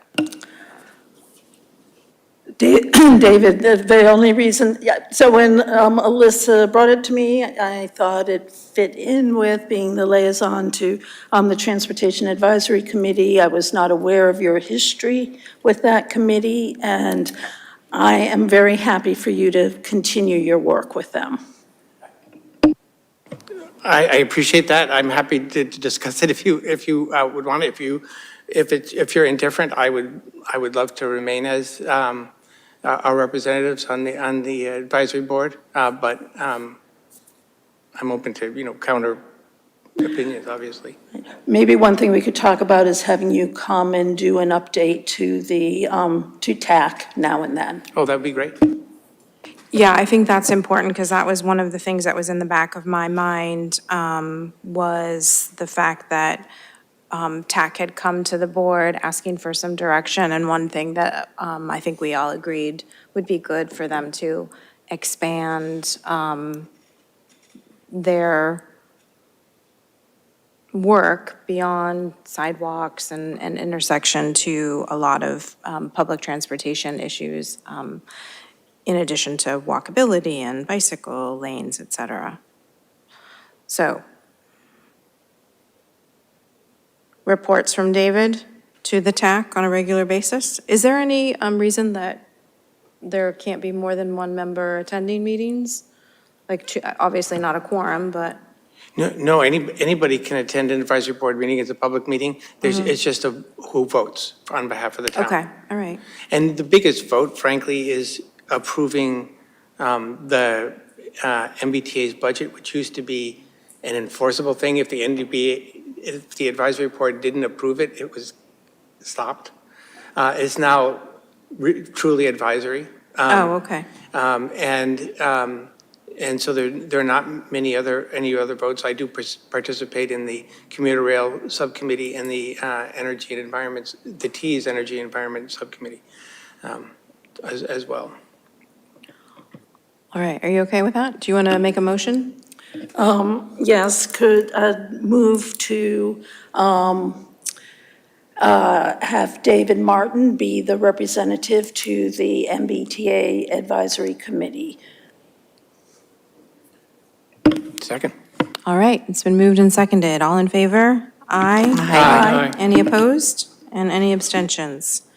All right, and I will just read the last item, notification of approval of a one-day malt and wine license for Jade Tomino at Narrow Park Picnic Pavilion on August 22nd, 2026, and Srijith Venu at Narrow Park Bathhouse Pavilion on August 9th, 2026, per Select Board 2024 one-day alcoholic beverage license policy. Those events have already taken place. And I'll accept one final motion. Move to adjourn? Second? All in favor? Aye. Any opposed? Any abstentions? We are adjourned. Thank you, everybody.